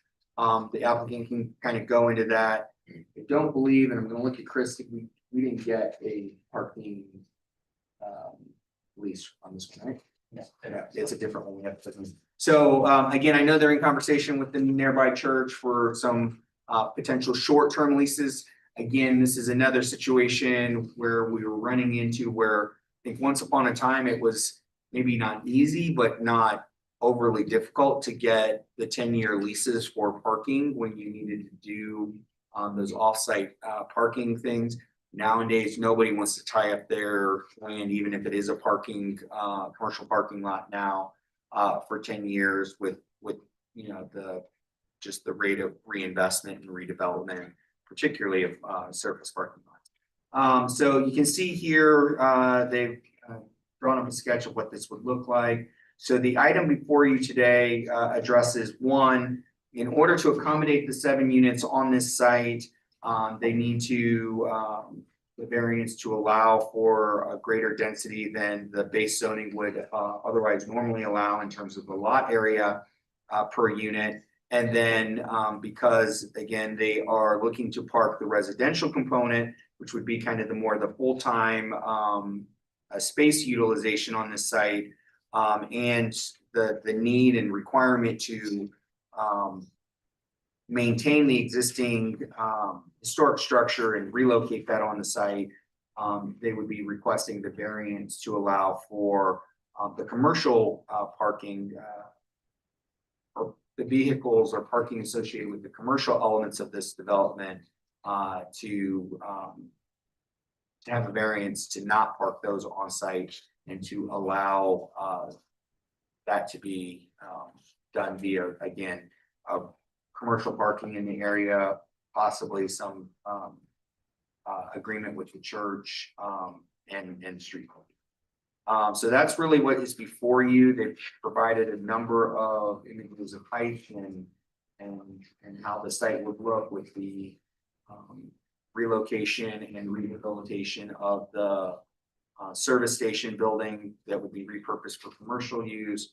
And then again, maintaining the street element, including creating a drive under scenario to access the parking. So again, the street is not necessarily seeing parking. And like I said, this was previously in a different iteration, deferred late last year and earlier this year. They have everything in order for this one.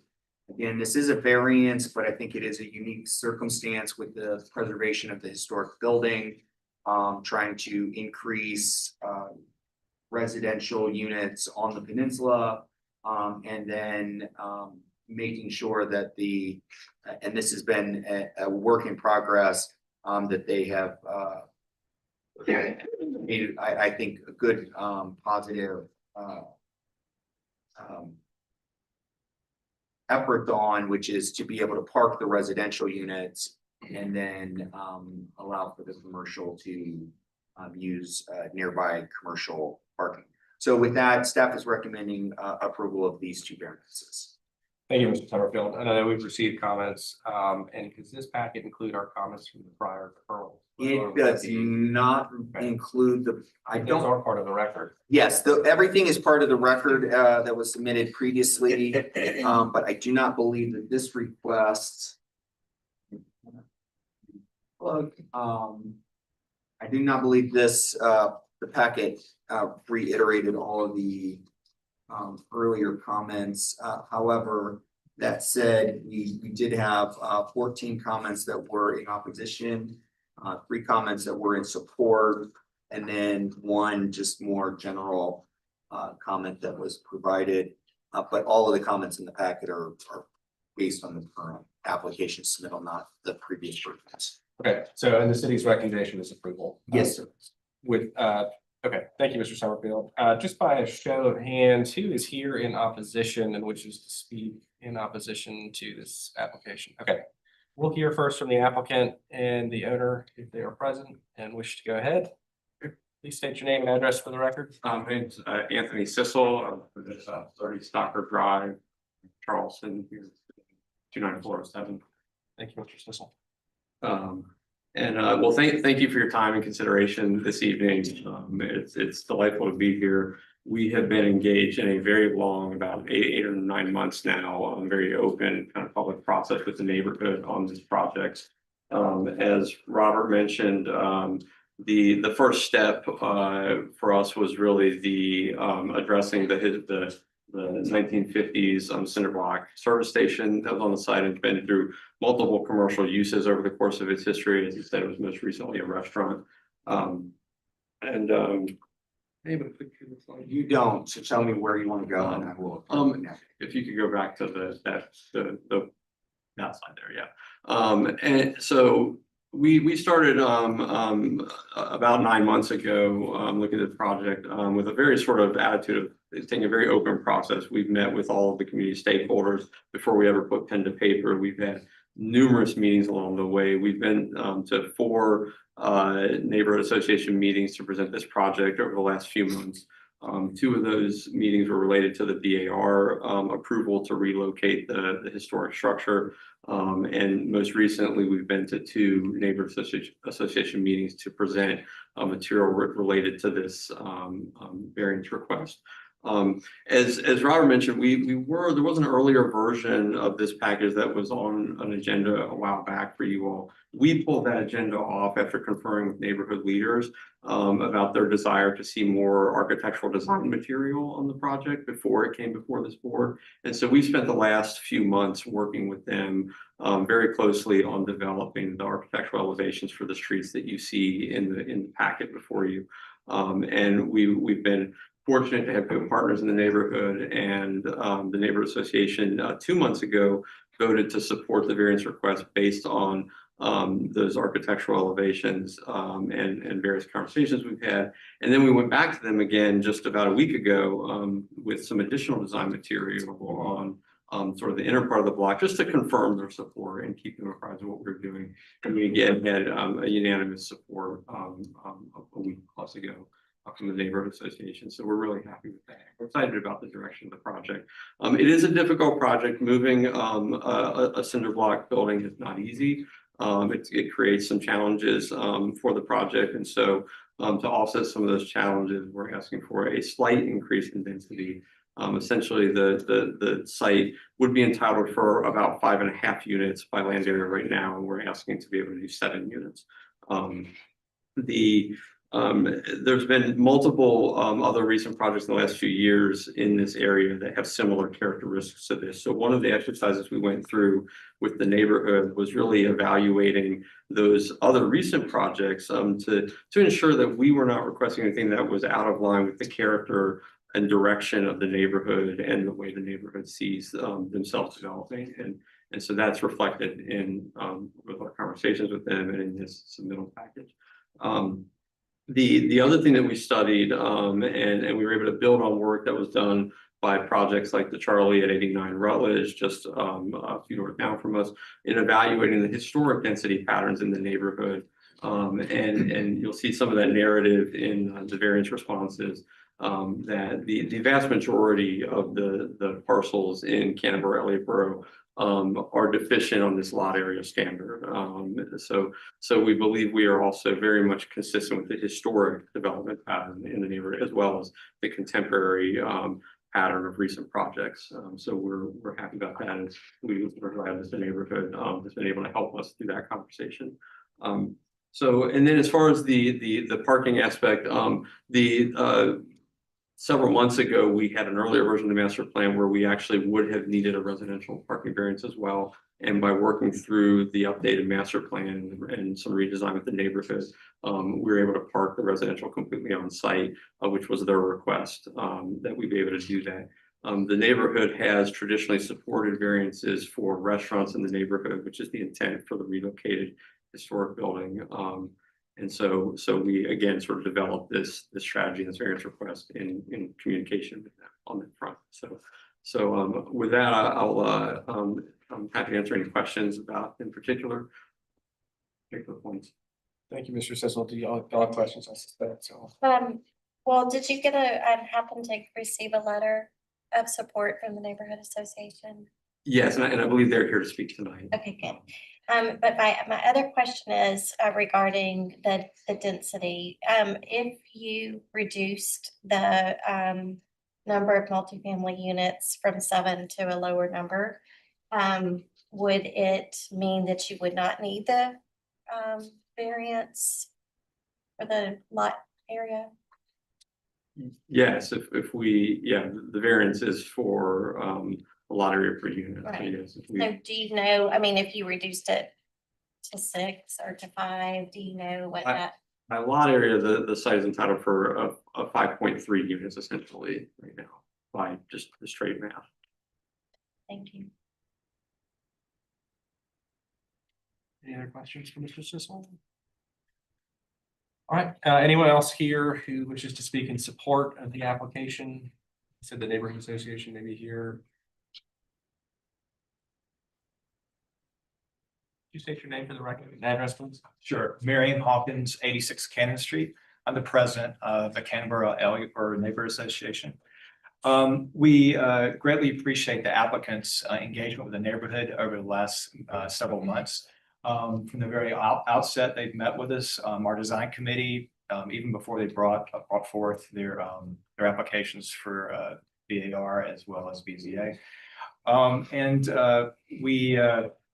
From our engagement, we've had multiple meetings where they presented, and at our last meeting, we voted overwhelmingly to support the applicant.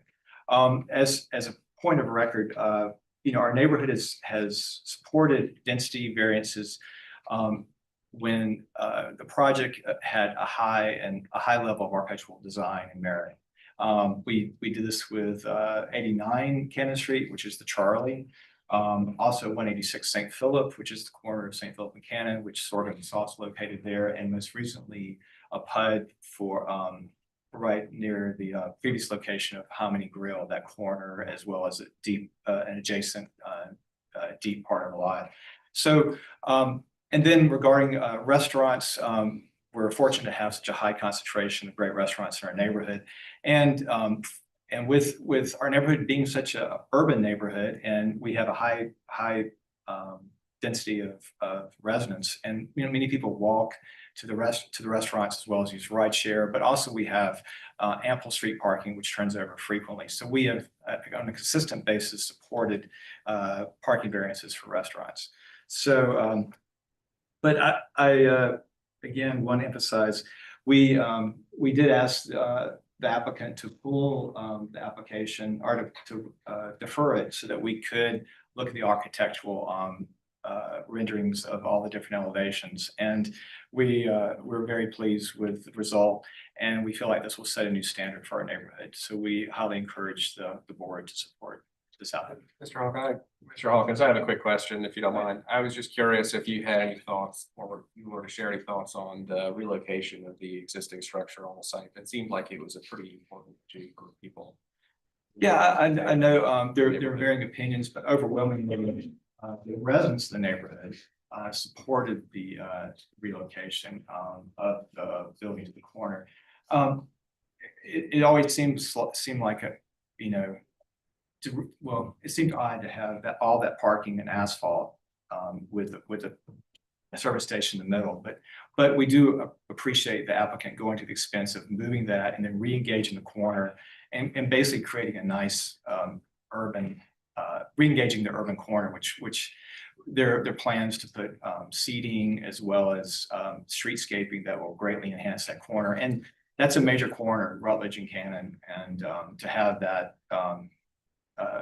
that building, which many people have great affinity for, to move the corner, re-engage it, and then to add the infill, which to have more residential, long-term residential infill and have more density in the neighborhood will only increase and help. Thank you. Anyone else here in support? Hello, I'm Andrew Gould. I live at 21 Catfiddle Street, which is 2 blocks away from here. I also chair the Design and Development Committee for the Elliott Borough Neighborhood Association. I've been in that role for nearly 20 years of helping developers to present their plans to the neighborhood association and helping liaison to make sure that we get the best developments in the interest of the neighborhood that we possibly can. And it's been interesting all of these years watching at the difference of opinion that frequently crops up between the preservation groups and our neighborhood. Our neighborhood overwhelmingly has residents who would like to see the neighborhood get better. We'd like to see it move beyond its sort of derelict mid-century condition that we founded in 20 years ago, and try to rebuild a lot of these missing buildings, a lot of these corner buildings that the neighborhood had in the 19th century, but no longer does. And this is an interesting case of that, of course, Cannon Street used to be Highway 17, and that's why it had a number of gas stations built along it. It's why it lost a lot of its historic corner buildings.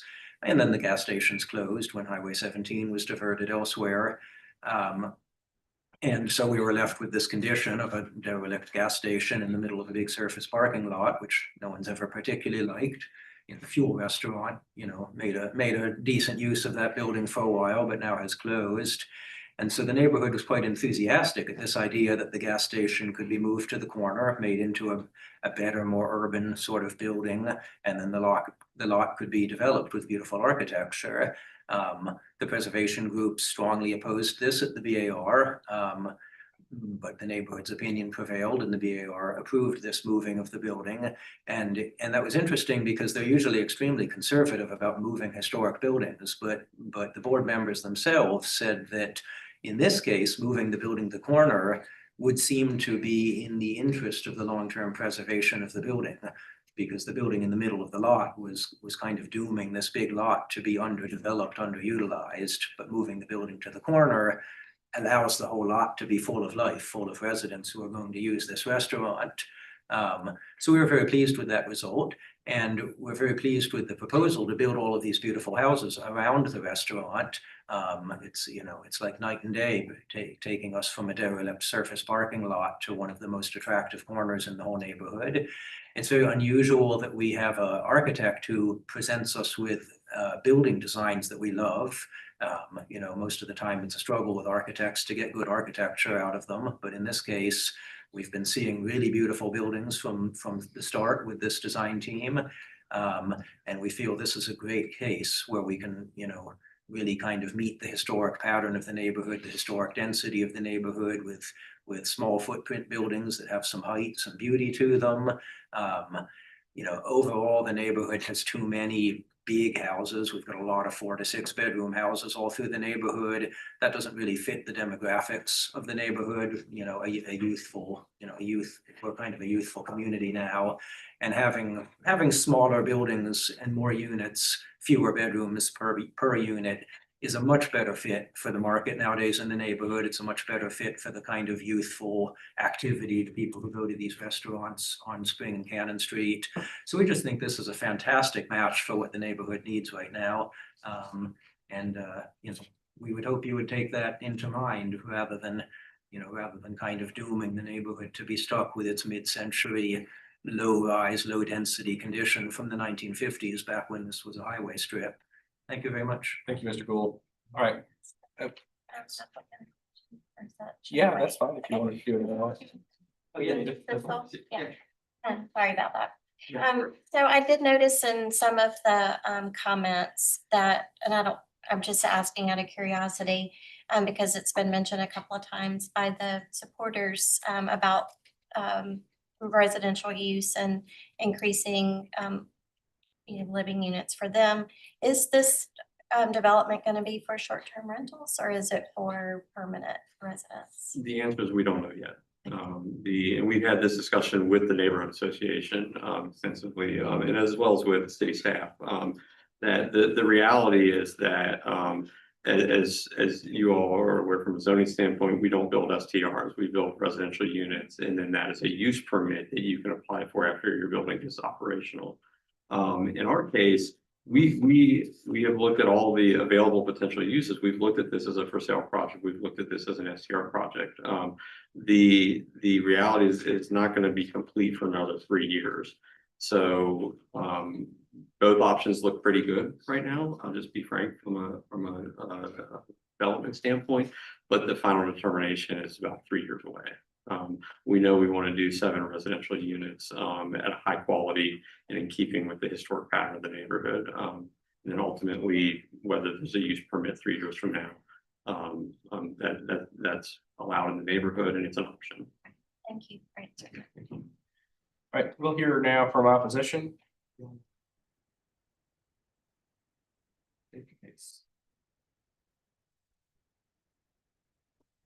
Anna Catherine Alexander with the Preservation Society of Charleston. We just want to start by saying that we do commend the applicant for their work with the Neighborhood Association.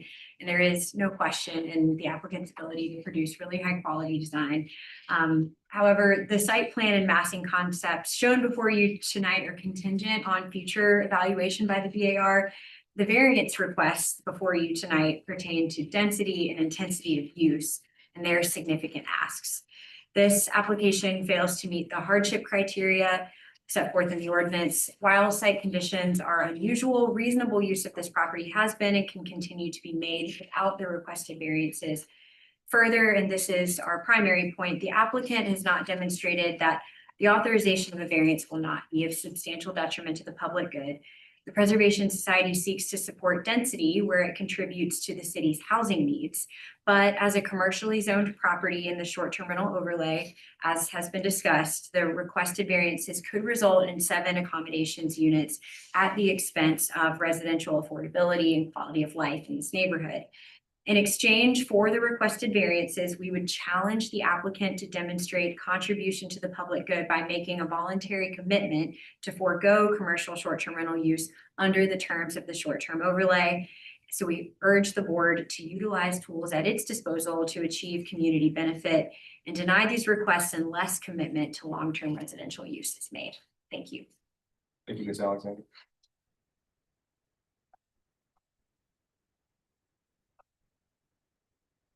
Peak Utility Historic Charleston Foundation. Our opposition is based on the failure of the applicant to meet the variance test on 3 counts. First, they have not shown that this property has significant, exceptional, and extraordinary conditions that do not apply to other properties. Second, they have not made the case that the application of the ordinance to this particular piece of property would effectively limit or unreasonably restrict the utilization of this property. And third, they have not shown that the character of the district will not be changed. Being a unique historic structure is not a hardship. The conditions at 211 Rutledge are not exceptional and extraordinary, nor would the application prohibit or unreasonably restrict utilization of this property. Fuel Cantina operated successfully in this building for 18 years. Other filling stations in this corridor have been reused and adapted and are currently being used as offices and restaurants. These examples demonstrate that mid-century filling stations are character-defining features of this neighborhood that can be preserved and reused in ways that respect both their history and add character to the district. We do not believe that a developer's profit margins should be considered as part of the hardship test. Additionally, if the Board of Zoning Appeals grants this variance request, the proposed residential units could be used as short-term rentals under the site's current zoning. At a time when Charleston faces increasing pressure to provide housing for full-time residents, variances should not be granted to facilitate additional short-term rental units that cause diminishing quality of life for permanent residents. Because the applicant has not demonstrated true hardship, we respectfully recommend that the board deny this request. Thank you so much. Anyone else here in opposition who wishes to speak? See the other hands. Okay, we'll hear from Mr. Sissel if you have any rebuttal. Sure. You all have before you our reasoning and our response to the variance test. We do believe that the conditions of the site are exceptional. There is the site was had a long history of buildings coming and going on it until 1950 when this filling station was created and radically broke with the traditional neighborhood pattern in this area. We do believe that is an exceptional condition. We also believe that that in some ways an exceptional condition has been created through the public process of working with the Preservation Society in particular to develop a strategy for preserving the architecture of this building and agreeing at their request to commit to not utilizing the allowable height to propose to the BAR an additional square footage on top of the building, which adversely affects the allowable square footage allowance for the site under the current zoning. So we believe the conditions are exceptional. One thing that I think both of the comments said, and I'll paraphrase here, essentially that the applicant has not demonstrated that the development in this manner will not be a detriment to the public or the character of the neighborhood. I think that we have demonstrated that. In fact, I think that the two commenters from the Canberra Neighborhood Association spoke eloquently about the neighborhood's belief that this will not be a detriment to their neighborhood, and in fact will be a significant addition. So I do believe we have met the variance test. I wrote a lot of narrative that you have in your application. I won't go through word by word, but I'm happy to answer any questions about my thinking and the team's thinking as we've gone through this very robust sort of neighborhood engagement process that's beginning what was the last 8-9 months. Thank you, Mr. Sissel. I'm going to put you on the spot for a second, if you don't mind. I'm going to ask you a question. One of the comments from I can't recall if it was HCF or Preservation Society was related to foregoing the opportunity to use these properties as short-term rentals. And I was curious what your take on that was, and I asked that largely in support of the idea that workforce housing and more residences in the city or to the city's benefit, whereas perhaps short-term rentals doesn't achieve that goal quite the same way. Correct. And I guess my response to that would be I agree with the concern about housing stock in this neighborhood on the peninsula in the city of Charleston. I mean, this is a national problem that we're all well aware of. And so add a little bit more density to a site in a way that's historically sensitive to context, I think is appropriate. In terms of would we agree to preemptively restrict the site from STRs? We've discussed that internally, and because I know nobody believes me when I say this, but we really are not positive exactly which way the use of these residential units will go, whether they will be for sale. They could be STR, both of those are allowed under the zoning for this neighborhood. That's a use permit, a use condition that was negotiated through a long, extensive public process with this neighborhood and the city council and the planning commission and the city staff. So we don't think it's reasonable to sort of preemptively restrict ourselves from that use. And we sort of get into some hypotheticals here, but if we were to hypothetically have these as individual for sale units, we don't think it would be fair to unreasonably restrict a future owner from a use that is allowed in the district, that was a use that became an allowed use through an extensive public process that was particular to this neighborhood and to that particular use. So we don't think it would be appropriate for us to preemptively restrict that at this point. Any questions? I have a question. So the number of units from 5.3, I think it's allowed to 7. Would that, if they scale back to 5.3, it would be within the guidelines, is that right? Yeah, so since you can't have a fraction of a unit and you can't go above the 0.3, so they'd have to go to 5 units. So yes, if they were to amend this request, or I mean, well, we'd still potentially have a parking issue, maybe, because that'd be what, Restaurant. 4 spaces less, but you'd still, so yeah, you'd still probably have a parking variance. It just wouldn't be as great as it is currently if you were to do 5 residential units. So they would eliminate that portion of the request. They have a variance for less spaces for commercial parking, I would think. But then, yes, then this whole conversation about a condition about the STRs, as was mentioned by the applicant's representative, they are not asking for STRs. They can't at this time ask for STRs. We don't purpose build even though I know there's some folks that have had some ideas by code, by intent, we do not build purpose-built short-term rentals, whether it's in the commercial district or anywhere else in the city. So it's just important to note that in your deliberations that these at this time are fully intended and expected to be residential units. So whether they eventually have a scenario where an individual or a collective owner tries to request short-term rentals, again, that is a request, that's not a guarantee even at that point, because there's a number of requirements, and one of the requirements is no shared amenity space. And because this is likely going to require an HOA and shared amenity space, that may preclude STRs, at least as a collective element, whereas maybe there is the potential if they sell them and one owner decides that he would like the short-term rental or something in some distant future that might be possible. I don't, regarding the parking, wouldn't it still be the 16 spaces because it's for commercial, since they're providing all the parking for residential? Well, so you would decrease, if you decreased this by 2 units, so that should be 3 parking spaces, I think. So then there would be still, if they reduce this, then they'd still theoretically have those 3 parking spaces that were for residential that they could put towards the 16 that are used for the commercial space, which then would reduce the parking variance. And then because they're removing 2 units, I would imagine that would actually result in a reconfiguration of the site. So at that point, they could potentially even have some additional parking on site. I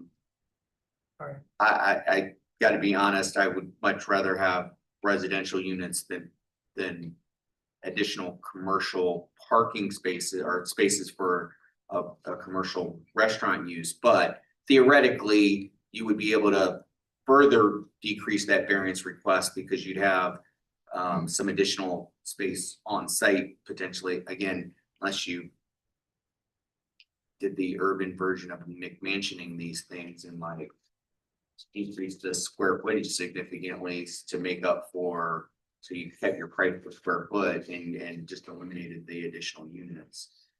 That's definitely going to make sure that these are not units that are in any way, shape, or form accessible to itself. So I think one thing I'm struggling with is I feel it's almost regarding the variance test is meeting the hardship. Is it feels like the hardships that the applicant's kind of creating the hardship by increasing the number of units. But you said something in your rebuttal about the height and working with the preservation groups. Can you talk about that a little bit? Did that impact the number of units or? Correct. So in the sort of the public process we've gone through related to the filling station, the previous service station. We met with Preservation Society multiple times on that front. We continue to make adjustments to the plan based on their feedback. And the last thing that they requested of us are the whole site is in a 3-story height zone. So there's the possibility, and we originally had proposed this, was to actually add a architecturally compatible addition to the service station that would add square footage on a 2nd and 3rd floor, taking advantage of the height zone that it's in, being able to sort of fully maximize the use of the site.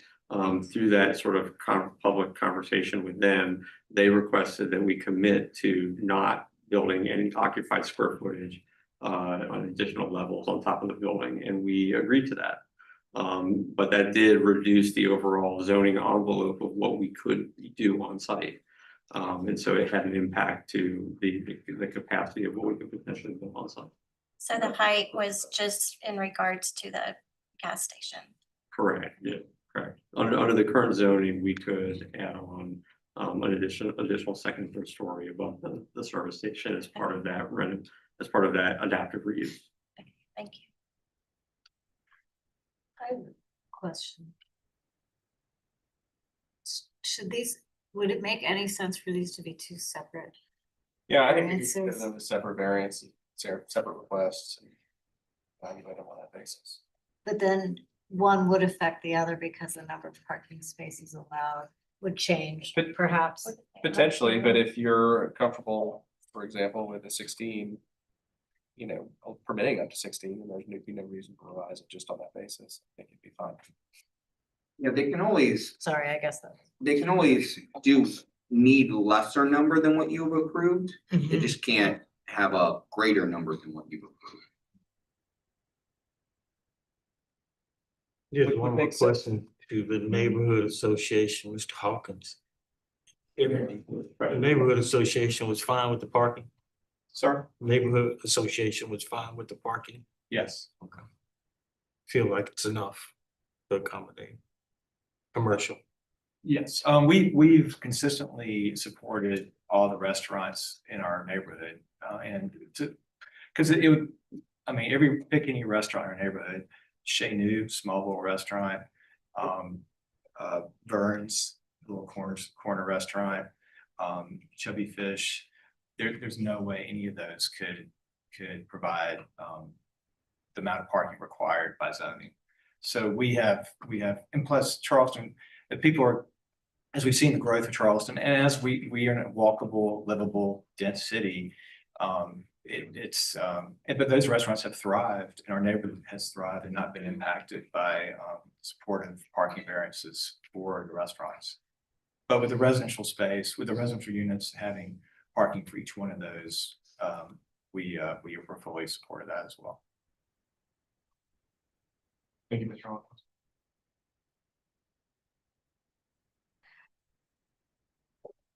Would y'all like to consider those 2 separate requests? Do you motion for, do you want to start with either one? further discussion before we go into it? I would move for approval of the variance to provide the no off-street parking spaces for commercial use. Okay, so we have a motion for approval of the of the no off-street parking spaces for commercial use. There a second? Second by Ms. Richards, sorry, made by Ms. Grass, second by Ms. Richards. Any further discussion? All those in favor, please say aye. Aye. Any opposed? None are opposed. So the variance to provide no off-street parking spaces for commercial use is approved. Any further discussion on the other variance before we your motion? I move for approval. Mr. Goodwin moves to approve the variance to build 7 multifamily units with 1708 square feet of lot area per unit. Is there a second?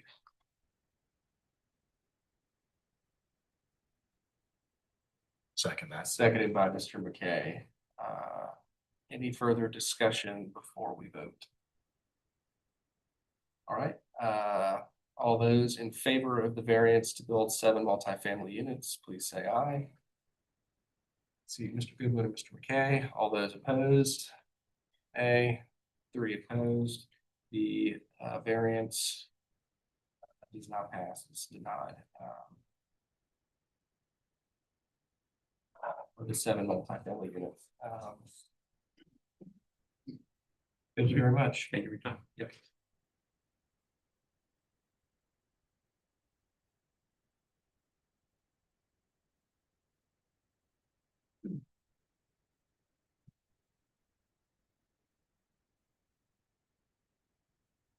All right, the next item on the agenda is B50 Rutledge Boulevard, Charlestown Neighborhood Council District 8, TMS number 457-11-04-142. Zone STR. Request variance from section 54-301 to build an attached accessory structure with a 0-foot south side setback, 12 feet on the side. The owner applicant is Bradley Baker. Mr. Somerville. Mr. Chairman, members of the board, so you can see the property in question here is at the corner of Rutledge Boulevard and Trad Street. This is actually 2-family attached or duplex here on the corner of Rutledge and Trad. You can see it's this portion that faces out towards Rutledge, why it's here Rutledge. Versus the second half of the house, which is the back part, which is off Trad Street. Here you can see a little more in terms of the site plan. There is an existing shed already that is in this area. As part of this proposal, they would be taking that down and rebuilding it. It should be noted, I believe that the neighbors also have a shed on their side of the property line that is smaller than the existing one here. So you can see what they're proposing to do would be this new attached structure.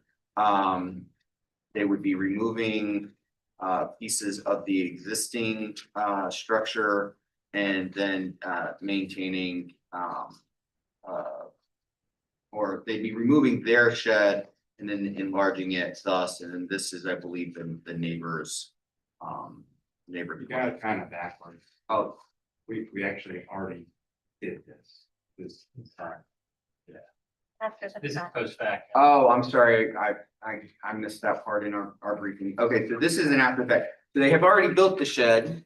And it's not. The shed was there. We actually. There wasn't shed. We added about 27 square feet. Okay.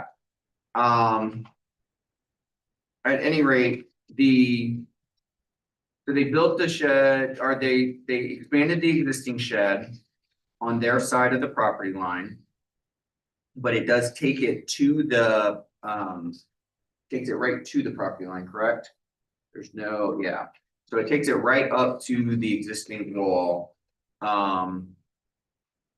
Again, there was an existing shed Really small amount of additional area, which begs the question. It encroaches way more,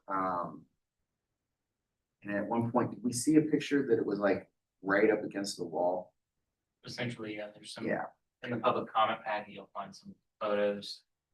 Yes, yeah, there are photos there. That's where I saw them. At any rate, staff could not get, from the information that was provided, we could not get to, a hardship finding further. Because of the comments that we did receive that are not clearly in opposition, but as you read through them, they both seem to indicate that they would like the structure removed. So part 4 of the task, clearly, the granting of the variance would be a detriment to the neighborhood, at least the existing immediate neighbors. So for those reasons, staff is recommending denial of this variance. Okay, thank you, Mr. Summerfield. Looks like there is opposition to the variance. Is there anyone here who's willing to speak in opposition? Yes, okay, you'll have your moment. I want to hear first from the applicant for 0 Rutledge Boulevard. Dan, thank you for allowing me to speak tonight. My name is Bradley Baker. I'm the owner of 0 Rutledge Boulevard. I have lived there with my family, and there is a shared roof between myself and the neighbor behind me, as you can see on the survey. There was black mold in the roof, so therefore my neighbor decided that we were going to remove her roof, which I was going to remove my roof because it's a shared roof. In that process, we were having a child. And so with all this stuff coming with baby carriages and all these things, we said, well, I would like to add a little bit more square footage to the shed to store all the baby items and whatnot. So put it in front of the city, and they said, you don't need anything if it's under 180 square feet. So I said, okay, I'm no contractor, I'm no architect, I'm no expert here. I said, all right, I'll do it. So we added 27 square feet to make the shed 57 square feet total. And we tried to make it look beautiful. You walk around the neighborhood, everything else is nice. And if you look at the pictures of what we did, it's very aesthetically pleasing. And most of the neighbors that walk by have said that they loved it. So that's where we are. And currently there is a HVAC on the roof of the shed, and that is supported by 2x4s, which is, we got a stop work order. So once we are finished with the work, if y'all accept the variance, then we will put that HVAC back on and strap it down and make it pleasing as well. So that's where we are. I'm asking for y'all acceptance and anything else y'all need from me. Mr. Baker, was that HVAC unit previously on the roof, or has it been? It's been there for about 4 years. Gotcha. So it's sitting up on 2x4s while the work on the shed is correct. And we keep getting these stop work orders, but there's nothing that we can do in the meantime while we're going through this process. Thank you, Mr. Baker. Any questions for him? It's temporary, is what you're saying. Yes, ma'am. Yeah, we don't want it set up like that for any longer than it needs to be. These drawings that you provided from Mr. Lambert, did he prepare those before y'all started doing the renovations? No, he did not. No, sir. Those came later when they would be part of this field? Correct. Yeah.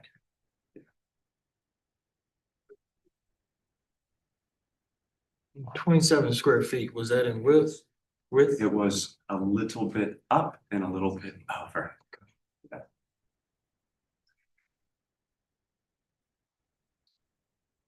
Thank you. You all have photos of what it looks like? There are photos and HVAC photos are obviously set up on 2x4. and one of a fence. Okay.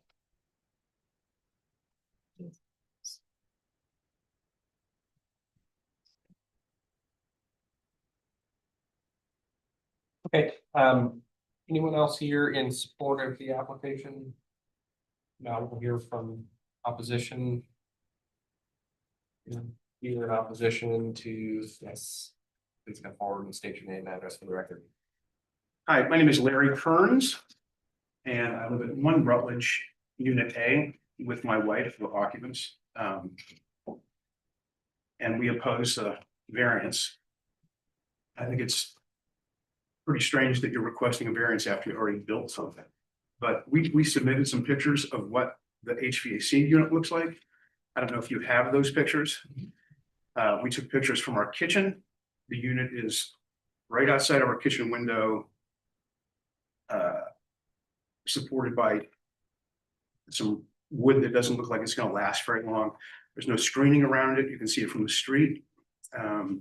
If there's a storm, we're concerned that it could fall into our unit and our kitchen.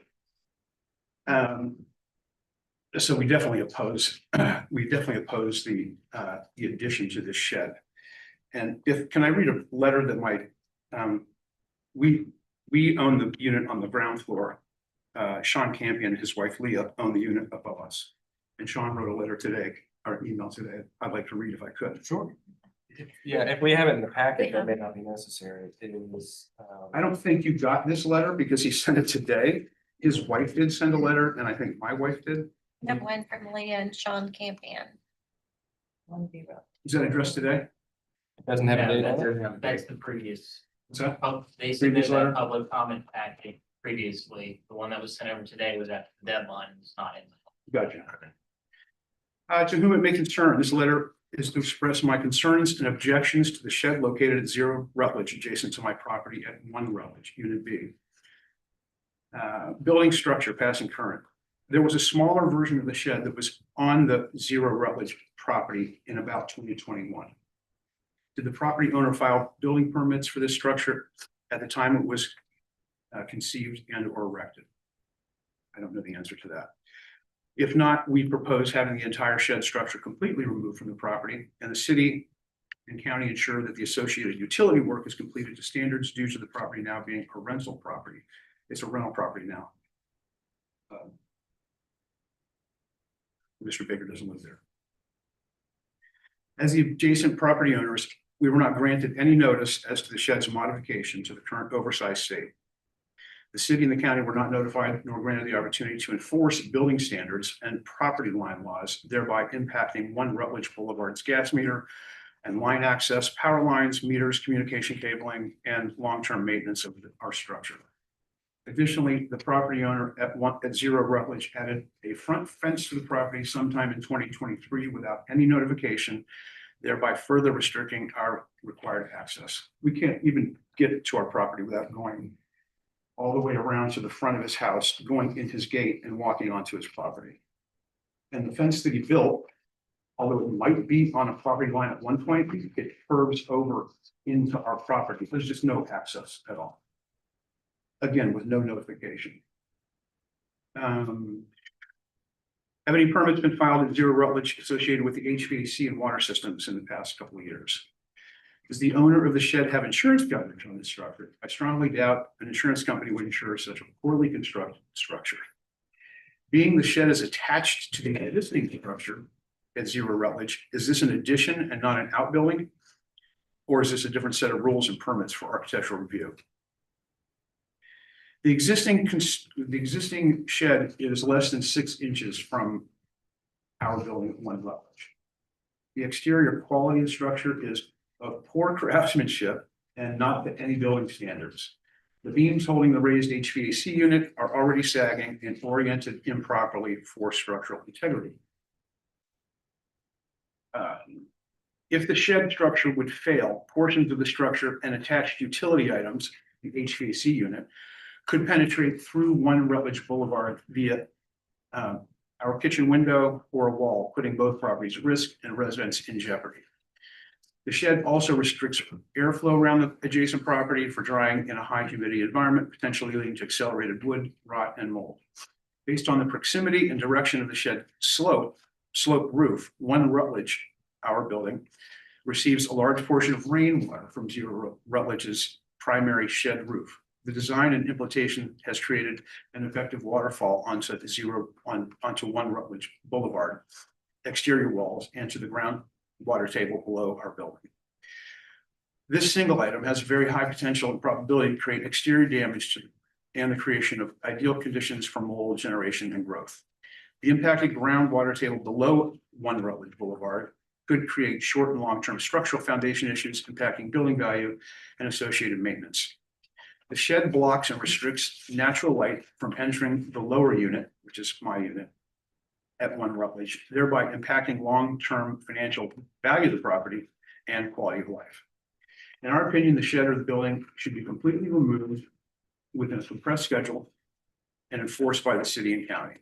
The owner can abandon the project or choose to submit properly prepared architectural drawings and plans to the governing bodies, thereby following the required procedures to build a safe structure that minimizes impact to adjacent property owners and aligns with the visual aesthetic of the neighborhood.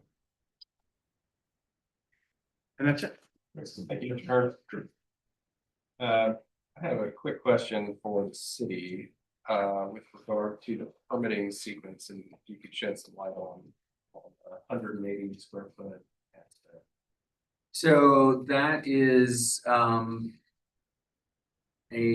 again, I'm not having been present, and it sounds like it might have been a few years ago that conversation occurred. So that is a difference between the building code does not require a permit for a structure of that size. The zoning code does. So you would still need a permit. You need a permit to put any structure on your lot. But based on the size, the square footage of it determines whether or not you have building code implications or if you just have zoning code implications. You're going to always have zoning code issues or zoning code regulations that need to be met. But depending on the size, that would determine whether or not you trigger building code or fire code related issues to your improvement. Okay, thank you, Mr. Stubblefield. Mr. Baker, I am prepared to hear your rebuttal. So, first of all, the gentleman right here bought the property next door to my house when the shed was already in the as-is condition as it is today. So you knew what you were getting into when you bought the house. Second of all, the fence that we built, we got a permit for it and we went about it the complete right way. Third of all, it does not encroach on your property. Fourth of all, I have allowed you to, at any point that you have If you could, I'm sorry, if you could address your walk comment into my to the property board to. instead of to your neighbor, I would Yeah. appreciate it. At all moments, I have never known that there was an issue with this, ever. And if you would have asked me if there was a problem, I would have loved to help you regardless. At all moments, I have allowed him to access his units to, do whatever they want to do with them. So that's my feedback. I'm a little confused how this is all happening right now. It's not confusing to us at all. Public comment is closed. Thank you, Mr. Baker. We'll move to board discussion at this point. Thank you.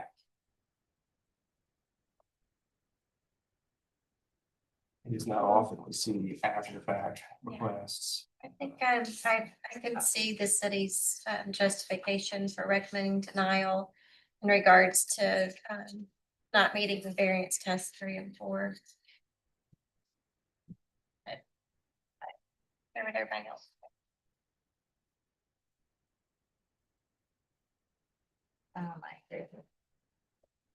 Just for clarity, I wanted to ask, the AC, is that in the same spot or is that a new spot? Yeah, It's been in the same spot since forever. It's just, it sounds like it's currently been put up on 2x4s while the work on the shed was being done underneath it.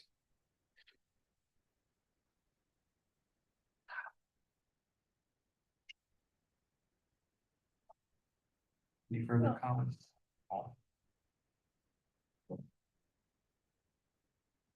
Well, that's even more confusing. So the shed is underneath, is underneath where the temporary HVAC is, so you can see it from the street. The shed? Yes. Oh. Yeah.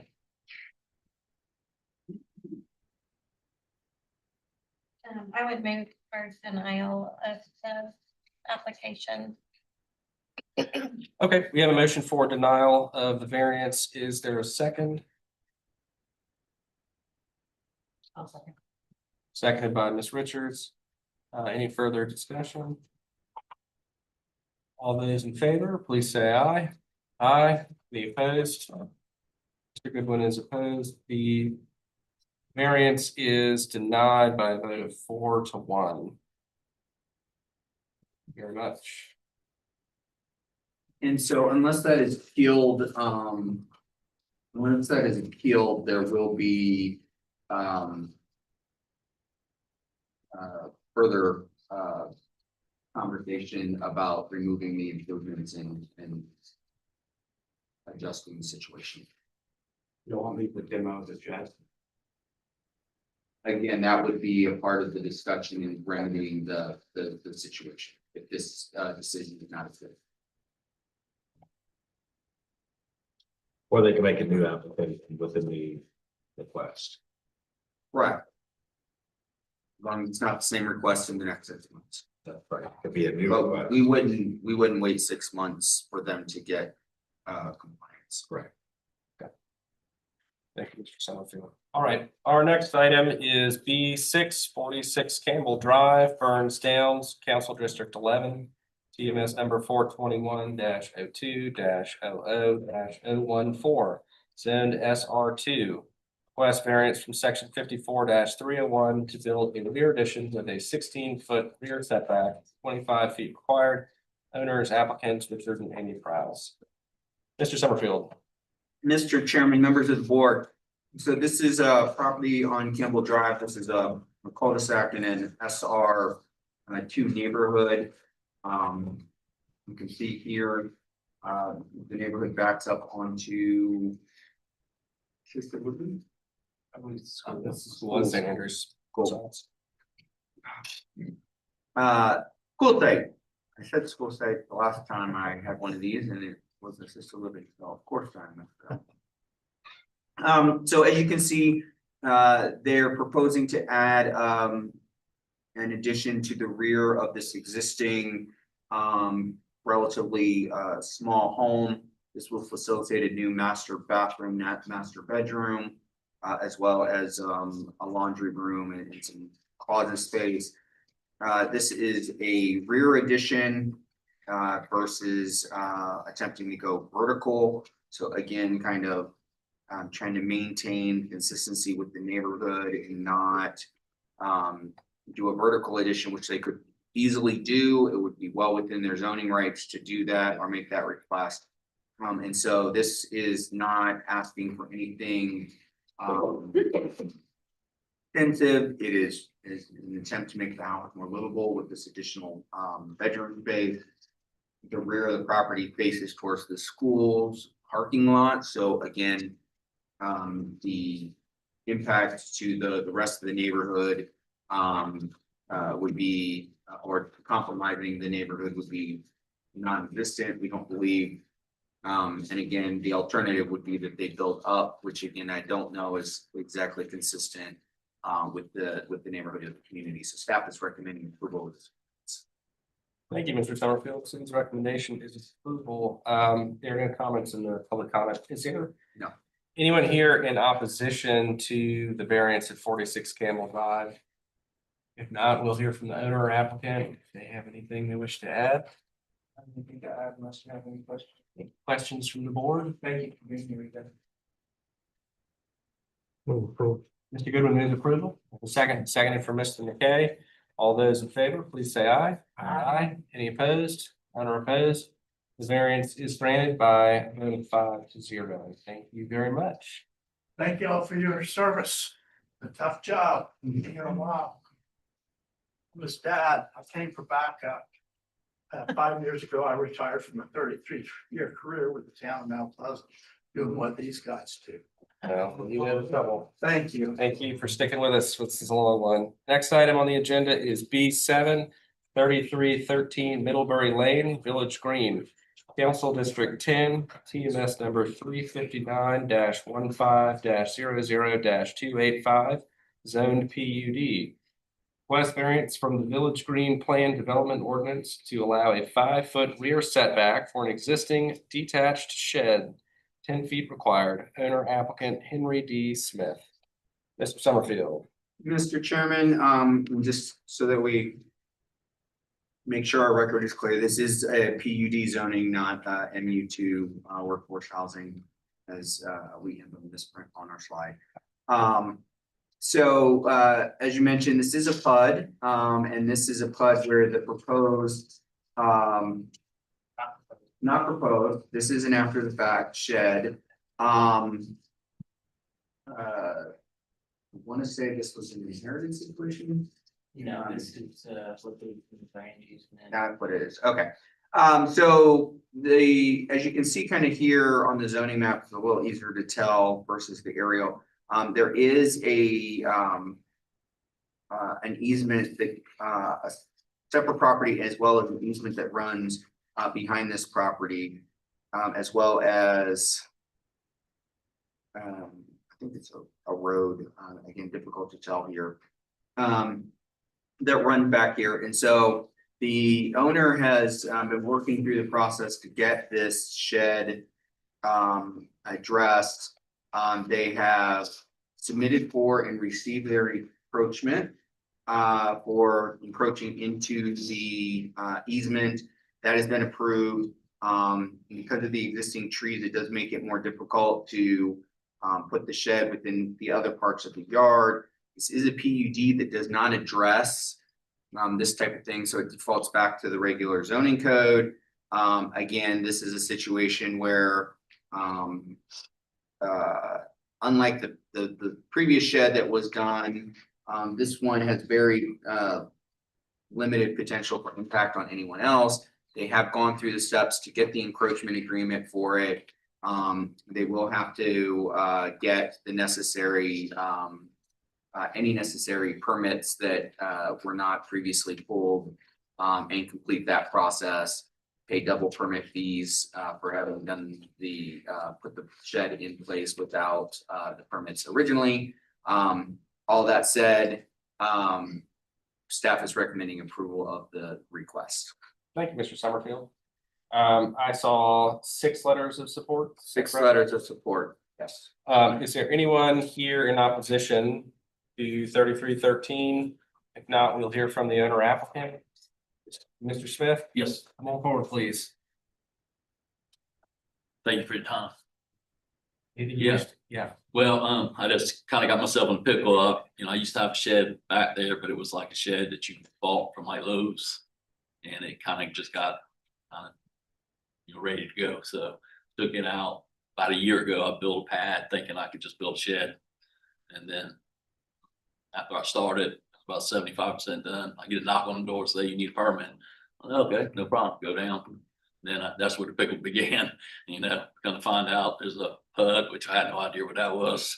And there's an easement, which the easement is kind of funny because I've never seen anything back there that looks like an easement. There's no ditch. My yard is flat. My neighbor's yards are flat. They never went back there to have to maintain it. I got a fence, so I would know if they went back there. No, don't see any kind of flooding or anything when it rains, so it kind of just threw me off. So I do have woods behind my house, so it's not affecting nobody behind. There's a street, a sidewalk, and a ditch, and I think most of the water goes to that, really. And I've been there 26 years, so I would have saw, if they've been back there and never seen them. So I think that maybe, when they built the neighborhood, they were intended for this easement or drainage, but I don't think it drains like they thought. I guess I don't know. I had no idea there was an easement there. Didn't even know what an easement was, to be honest with you, when I built it. I thought, hey, I had a shed there before. I want a little bit more permanent one. So I built it, and then I knocked, and that's where the pickle began, I guess. Thank you, Mr. Smith. Any questions? I'll make a motion for approval. Okay, moves to approve. Wait a second. Second. Second by Ms. Richards. All those in favor, please say aye. Aye. Any opposed? None are opposed. The requested variance for 3313 Middlebury Lane is approved. Thank you all so much. Thank you, Tom, too.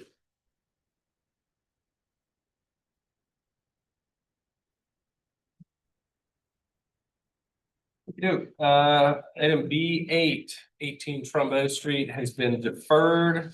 Moving on to item B9, 0 Parsonage Road, West Ashley, Council District 2. This was withdrawn late. Thank Or you, just Mr. Summerfield. Which one? 0 Parsonage Road. B9, 0 Parsonage. Oh, moving right along. Item B10, 192, 194 Nassau Street, East Side, Council District 4. TMS number 459-05-01-059 and 060. Zone DR2, request variance from section 54-301 to exceed maximum lot coverage. 46% proposed, 35% allowed. To build 3 additional detached single-family homes. The owner is Stagger Lee LLC. The applicant is Chris Bonner with E Studio Architecture. Mr. Summerfield. Mr. Chairman, members of the board, so the properties in question are the 2 here on Nassau Street, just a little north of Lee Street. This is an area where you have seen a number of applications in the recent past. Just bless you. As this is a block in an area of the city that is seeing reinvestment in both the existing lots, but also reinvestment in the form of additional units in many ways reminiscent of an older time here in the city. You can see here in the aerial just the size. Again, these are long, relatively narrow lots that result in somewhat longer, narrower homes. You can see that the existing house that would be proposed to be removed, which is this lower one here. This one here, I believe is relatively recently built or rebuilt, renovated.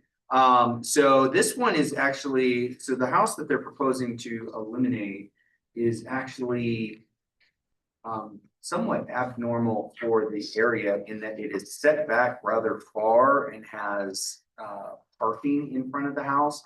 That is not the normal character for the neighborhood and for the area. And so, and you can kind of see here, even the materiality is not common for this block in the history of development. Although again, there has been a home here at different times. And then you can see kind of that it used to be in line. And then at some point, that house was either modified or removed, and the current structure is now there. So part of this application, or really the application comes down to lot coverage ultimately. The applicant has provided a pretty detailed analysis. Again, I think you've seen this for this plot previously in terms of, you know, when the zoning was put in place for this, it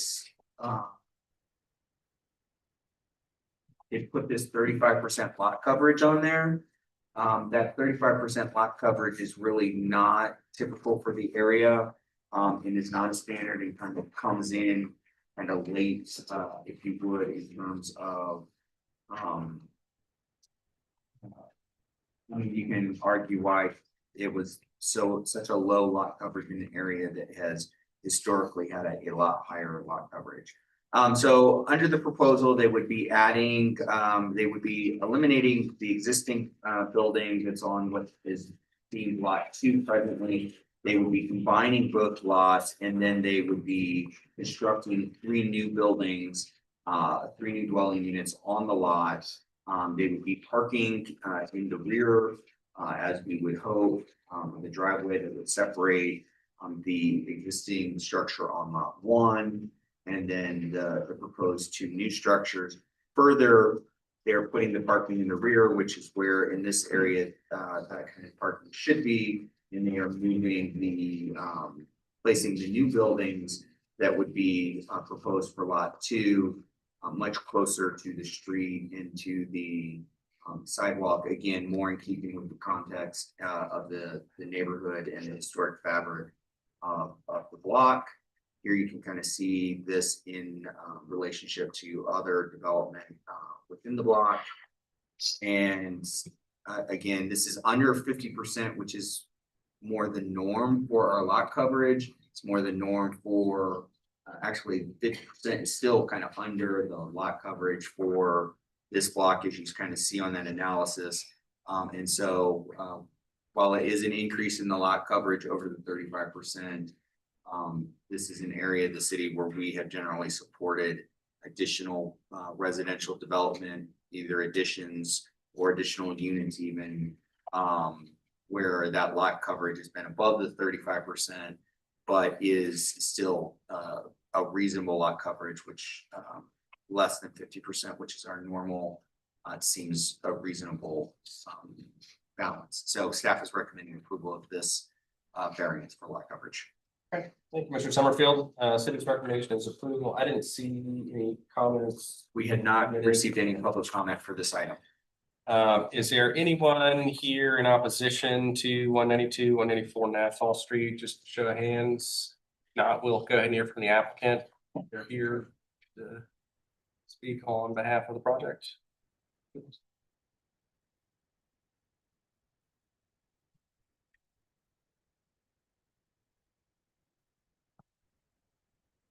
Remote control, but Chris Bonner with BZA-Z Architecture. What do you want? We can start, I guess, with that kind of heat map of the properties. As Mr. Rutherford mentioned, we're just asking for lot coverage variance. As you can tell from the existing properties in the area, almost all of them are over the 35% that is required for the zoning. Many are over 50%. We're requesting in the 46% range. DR2F, which is kind of the sister to DR2, also allows 50% of lot coverage. We are generally within the density requirements of units that are allowed by the zone. So strangely enough, we're allowed the units, but for some reason, we're not allowed to actually cut the lot to make the units. Seems somewhat of a disconnect. And then just the current pattern of the structure that's there. We do have approval from BAR to remove it. It's just 35 years old or 50 years old. And it was, an odd kind of structure built back from the street. We're going to replace that with a structure more in keeping with the character of the neighborhood. That's generally our presentation or our application. Thank you, Mr. Bonner. Any questions? It satisfies parking requirements? Yes, we're satisfying the parking requirements. But it's just lot coverage is what we're asking for. Anyone else here who wishes to speak in favor of the project? Make a motion to approve. Mr. McKay moves to approve. Is there a second? Second by Ms. Grass. All those in favor, please say aye. Aye. Any opposed? None are opposed. The variance for 192, 194 Nassau Street is approved.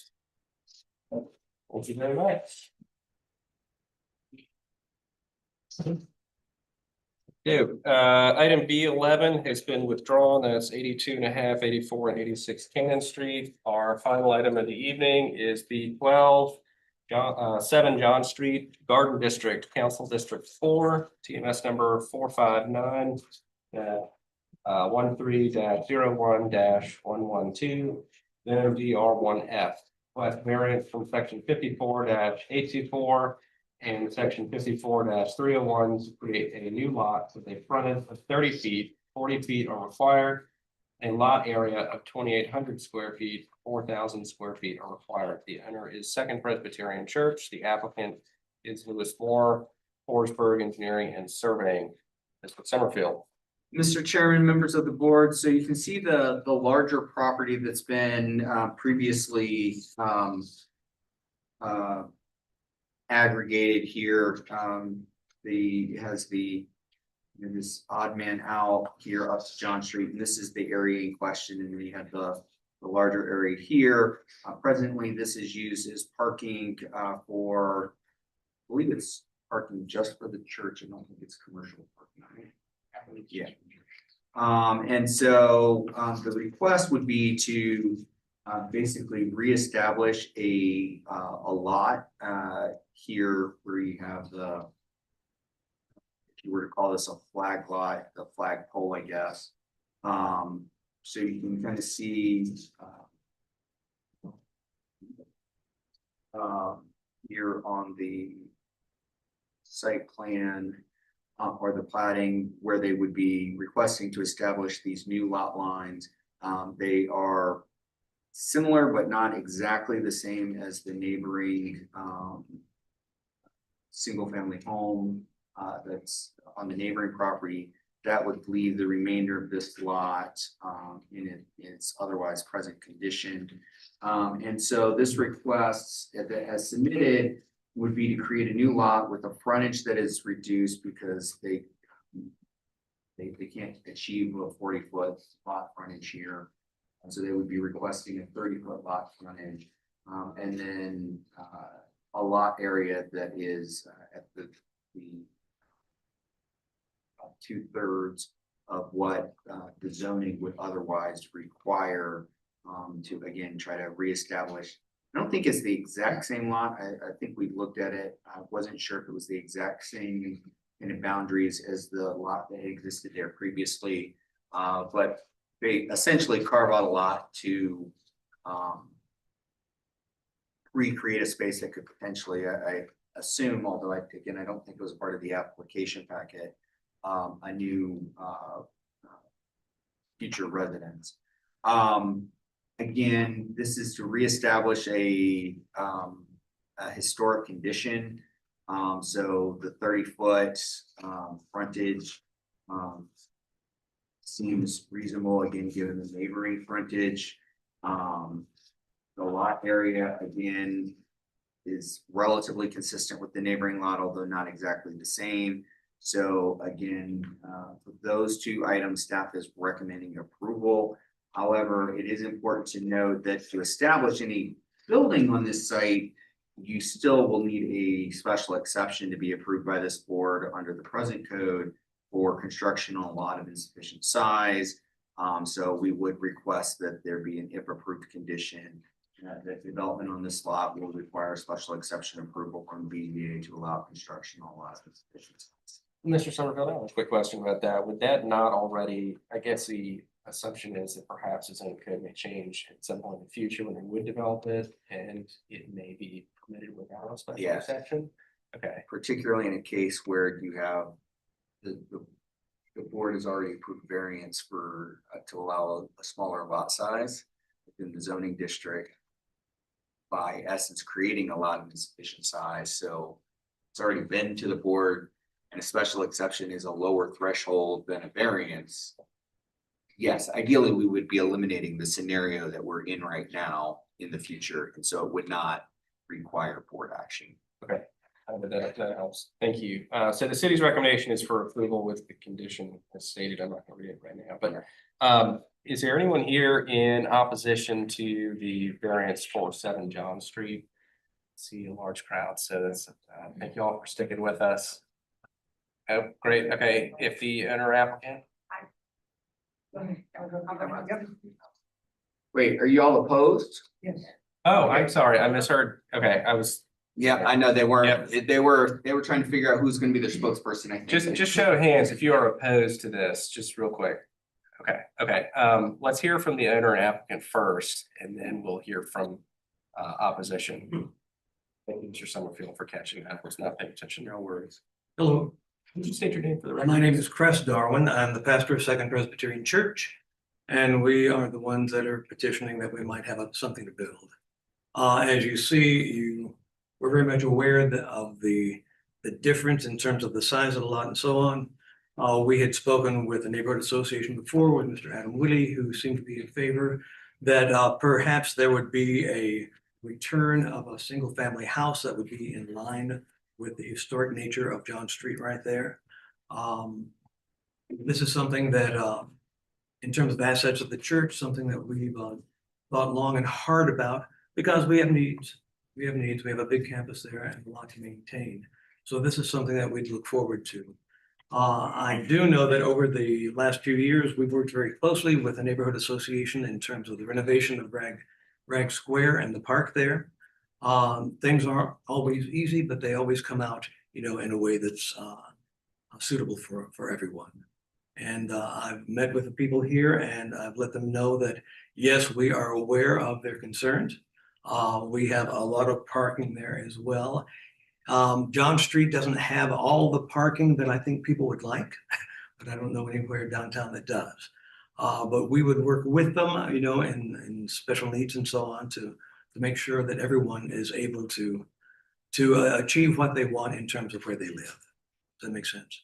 So we're hoping for approval of this as we are careful to sell to whom, we don't know. We expect that there'll be perhaps multiple people who would want to have a part of that. We would be careful in terms of dealing with these people with exerting as much influence as we could with the neighborhood association, that it would be something that would be suitable for the area and that would satisfy folks. Mr. Moore, I had two quick questions for Yes, you. The first was, and you probably said it and it's late and I didn't catch it. What was the neighborhood association's position on this variance? Well, we talked with the president of the board, Adam Whitty, a while back, and he said that he felt that it would be a good addition in terms of reestablishing the historic nature of the houses there. Okay. And my second question, and I suspect maybe our board may have other questions. Do you know the history behind why or how those prior lot lines were abandoned? This may be a question for the city. I don't know if you knew. I don't. Okay. We don't. That was, we know that there were, but we don't know the story about how they were abandoned or if there was a specific reason about the abandonment. Okay. So I have a question too, and I believe your application addressed it, but just to clarify, the parking lot will remain a parking lot? Yes. And there are no plans to develop that? No. And so any development on the John Street property, if it were created as a new lot, would they have access to parking in that lot? Yes. Thank you. The John Street lot, was that an exit at one time or is it? It has been, It has been. but it's not really used that much by the church. Thank you. Anyone else here in support of the application? We'll hear from you. So my name is Billy Bishop. So the reason we're asking for this hardship is not only do we have the width issue that as far as like the 30-foot when we need actually 40-foot, but the overall lot size that we're looking at for a minimum lot size. Unfortunately, in order to do that, you would have to elongate this to actually block the main school entrance for drop off. So the school entrance is located right here. So there's a gate that's right there. This is the loop for parent drop off and pickup that's right here. My kids all go to the school. And so in order to create that 4,800 square feet, you would have to elongate this all the way and block that, which would block that back entrance. So that's kind of the main concern that we had. I think the width is in line with looking at the Sanborn maps of what was originally the lot width. The depth is close to, we're not exactly sure, we're trying to align it. There's a pin on the site, which I'm not exactly sure if that's an old lot corner or not. So we were trying to figure out where that would actually sit. So this is kind of our best example of where we think it would have been. Did you consider the lot size aligning with the lot adjacent to it with a house on it?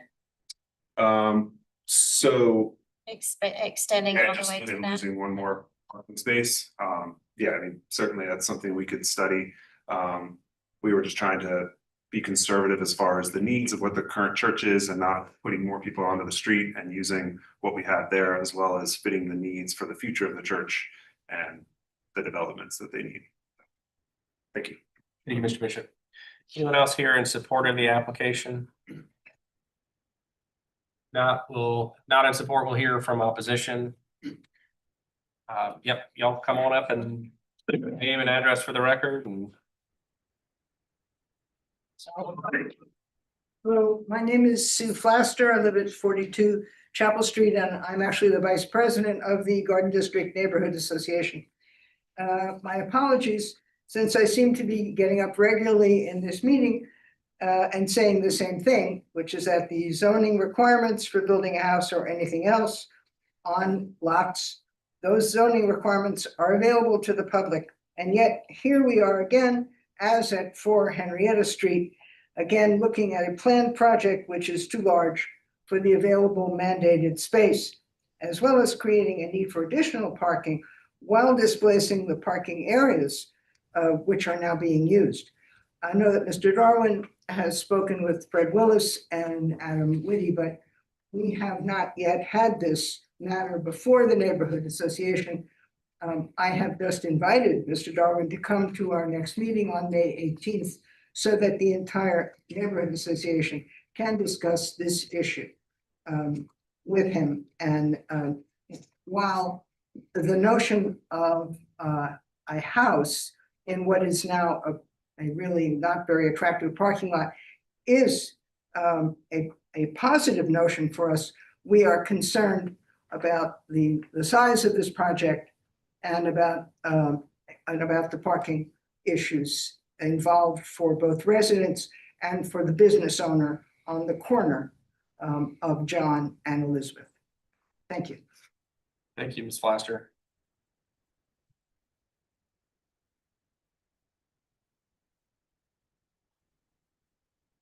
Good evening, I'm Marie Gross Fitzgerald and I'm on 50 Chapel Street. And I am really focusing on one point. Mr. Bennett, I think you raised the point, which is how does this approval impact potential future requests? We are very grateful that Press Darwin has indicated he would like to work with us in the Neighborhood Association. We're all mindful of the fact that, you know, a particular new house would be an attractive option. The concern is we're granting approvals today. We'll be working with somebody different in the future, which may very well come back as something additional variance requirements. That's our concern. We believe that working with the church would be helpful, but we will not necessarily be working with the church in the future. So what's granted today, what I call incremental negotiations. Would prefer to have the negotiations when we see the materials, the proposed plans and things of that nature. That's all we really request. Thank you.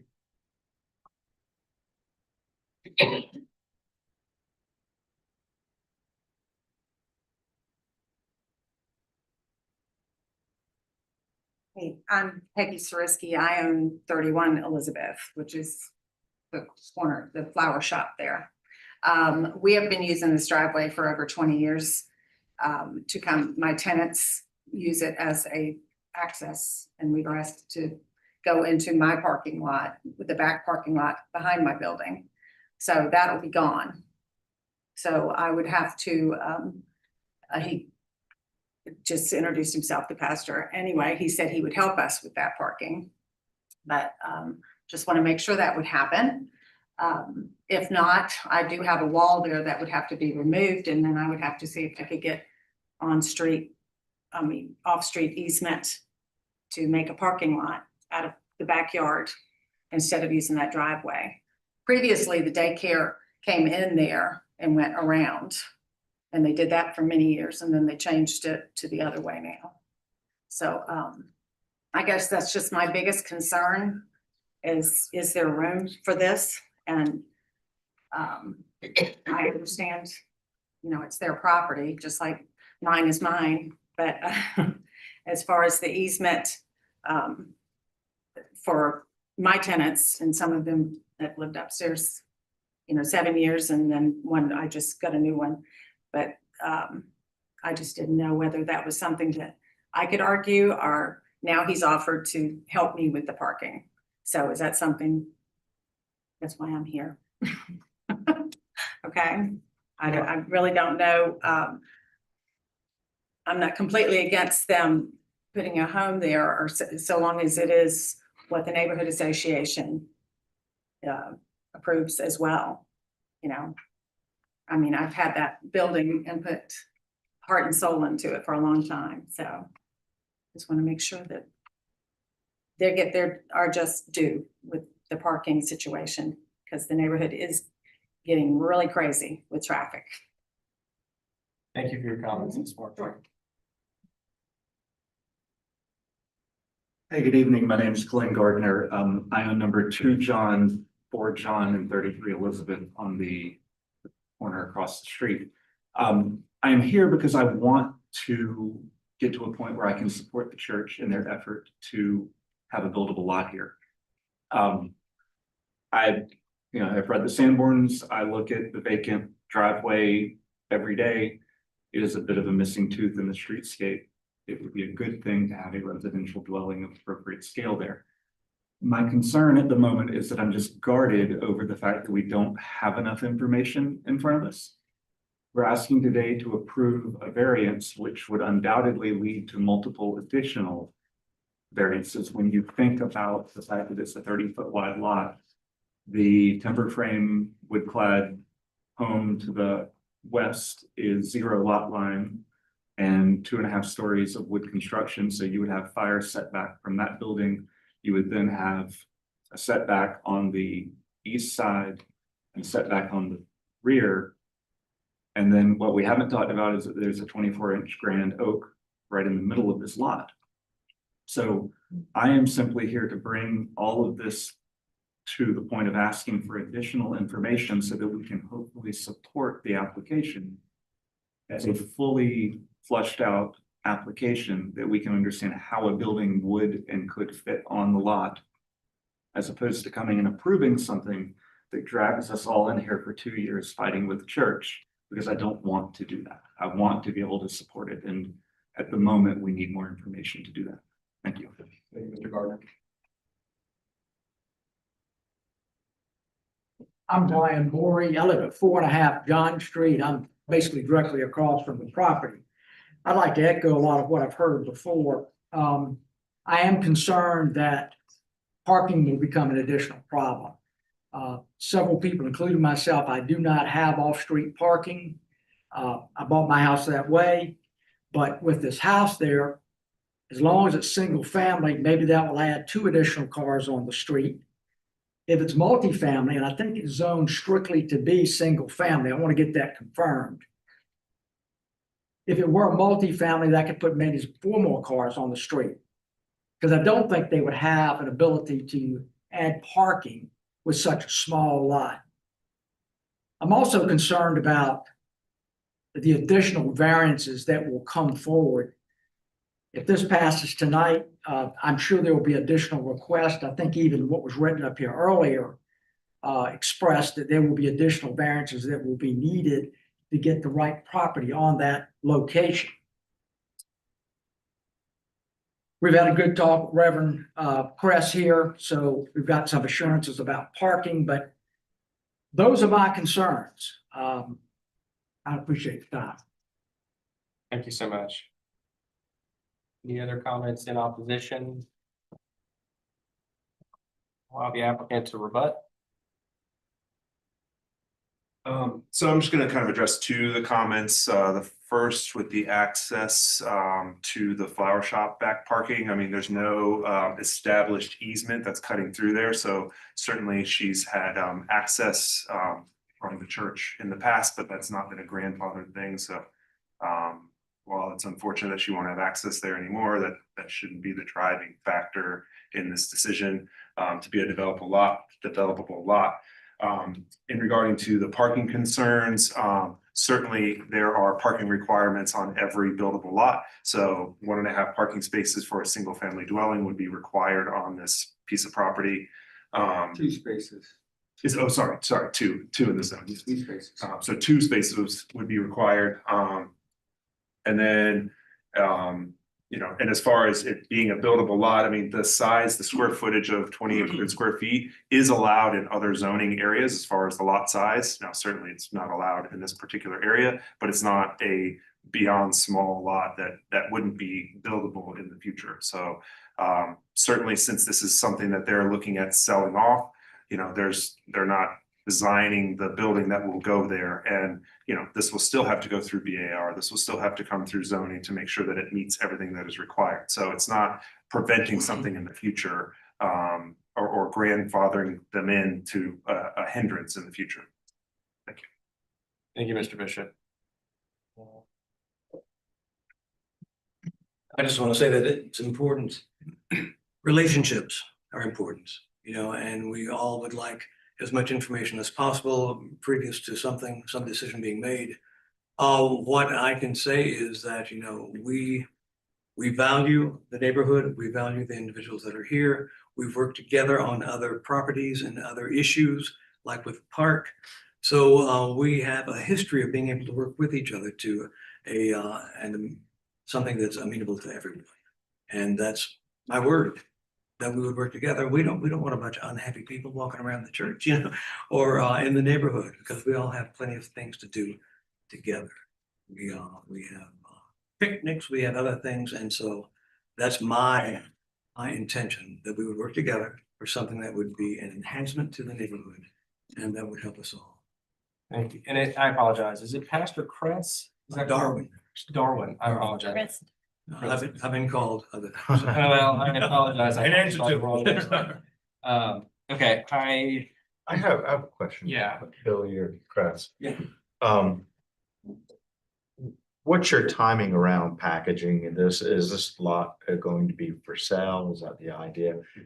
Is there a buyer? What is the sense of urgency to move this forward as quickly as possible? I think I can say it's not a matter of urgency. Okay. No, we're paying our bills. Okay. Yeah. You know, the church is growing and things are good. Okay. So it's not a matter of urgency, but it's a matter of possibility. You know, a number of years ago, we had a lightning strike at the church, and through God's grace and through some individuals, we were able to paint and restore two sides. There's another side that needs to be done. So there's always, it's a 200-year-old building, but it's a congregation that is housed there that is growing. So these are our concerns. And to be able to leverage one of our assets in a way that would benefit the future of the church as well, that's important to us. We can't advise you, but from time to time, applicants sometimes will withdraw an application to have a moment to meet with neighbors, to come back after discussions or after neighborhood meetings or something like that. So I do, you know, time is not of the essence, and there's an opportunity that might be prudent. I think there's definitely some room for some additional information to come forward. And certainly, I think having input from the neighborhood association, getting a clear sense of their take on the project would be extremely beneficial. Robert, if this application was withdrawn, I know we've got an unusual calendar because we meet again next week, but what would be the process to get to the next meeting, to the next most immediate meeting? So I'm gonna, you mean deferred, right? Yes.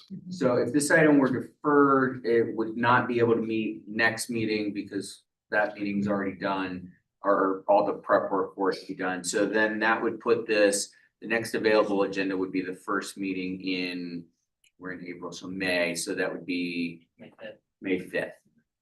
You'll need time to meet too. Yeah, I mean, yeah, so I mean, because it'd be a defer item, it would just be what is it, 7-day notice for us to put it on the agenda? Yeah, so as long as we know 7 days out from the meeting that they want to be placed on the next, you know, that agenda. So whether it be the May 5th agenda or whether it be the May 19th agenda, based on any meetings that they may be having with the neighborhood, you know, the more formal neighborhood association or any of the folks that have spoken this evening, we could accommodate, again, as long as we have 7 days notice prior to the meeting with the deferral tonight, then we could put them on that next available meeting.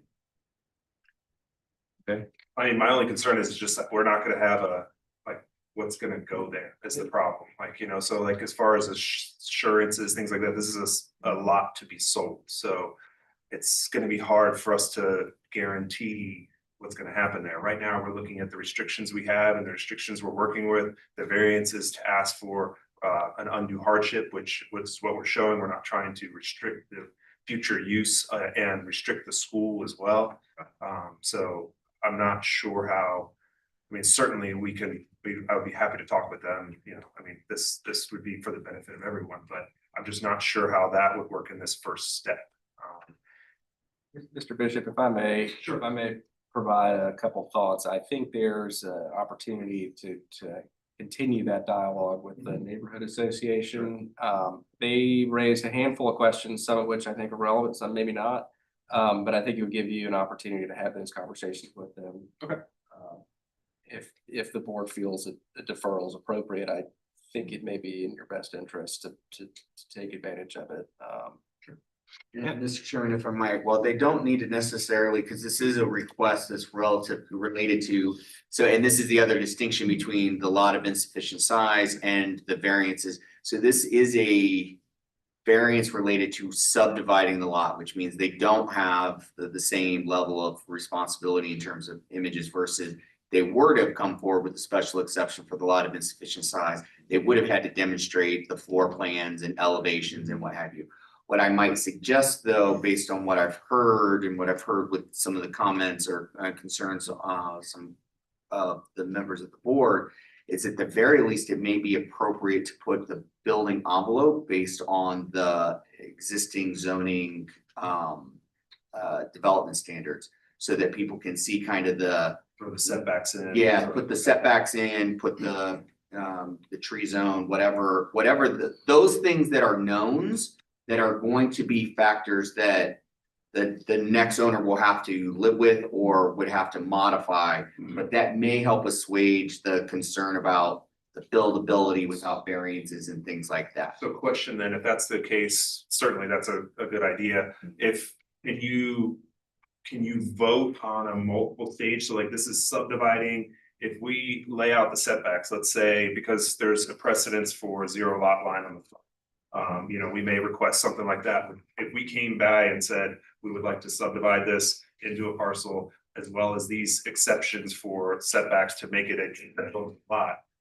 Is that something that you can do it as you could do it as a full package, if you would, so that you're selling a package that, look, we've already gotten like a truly buildable lot. Or, I mean, you have a perfectly legitimate valid application here in terms of what you're requesting to just create a separate sellable lot. Again, I think from what I've heard, it would be helpful for you, at least for demonstration purposes, to show what the building envelope is for the potential future buyer, so that the neighborhood can see kind of like ultimately what is the entitlement. And then if through any of that discussion, there's some additional layer of request to entitle the project so that the lot is more sellable and more amenable. Again, you can enhance your request. Okay. That said, if we do any enhancement, that is a new notice, so that would throw out the whole deferred 7 days in advance of the meeting, and that becomes a new submittal for that portion, meeting the agenda, all the submittal deadlines and all of that kind of stuff. So yeah, that becomes a little more complicated, but again, if there's no major time constraint, as Mr. McKay was asking, I mean, we will work with you as an existing applicant on making sure that we meet all our noticing requirements, but maybe not necessarily as much of the lead time, since we've already got an application prepped. Yeah, we'll do it first.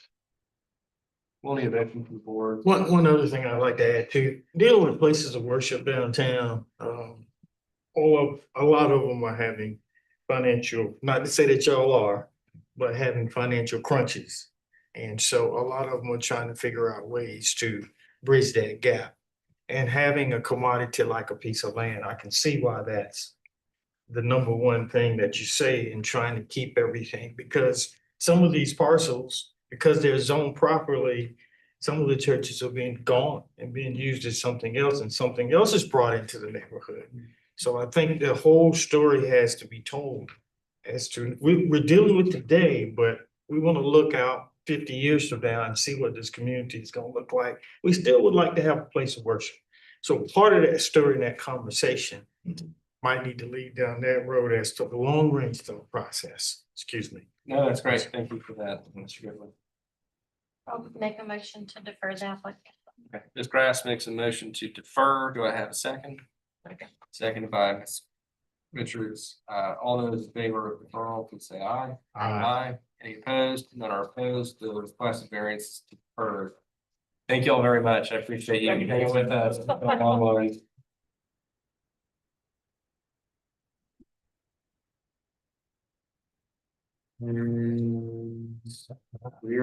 We're adjourned.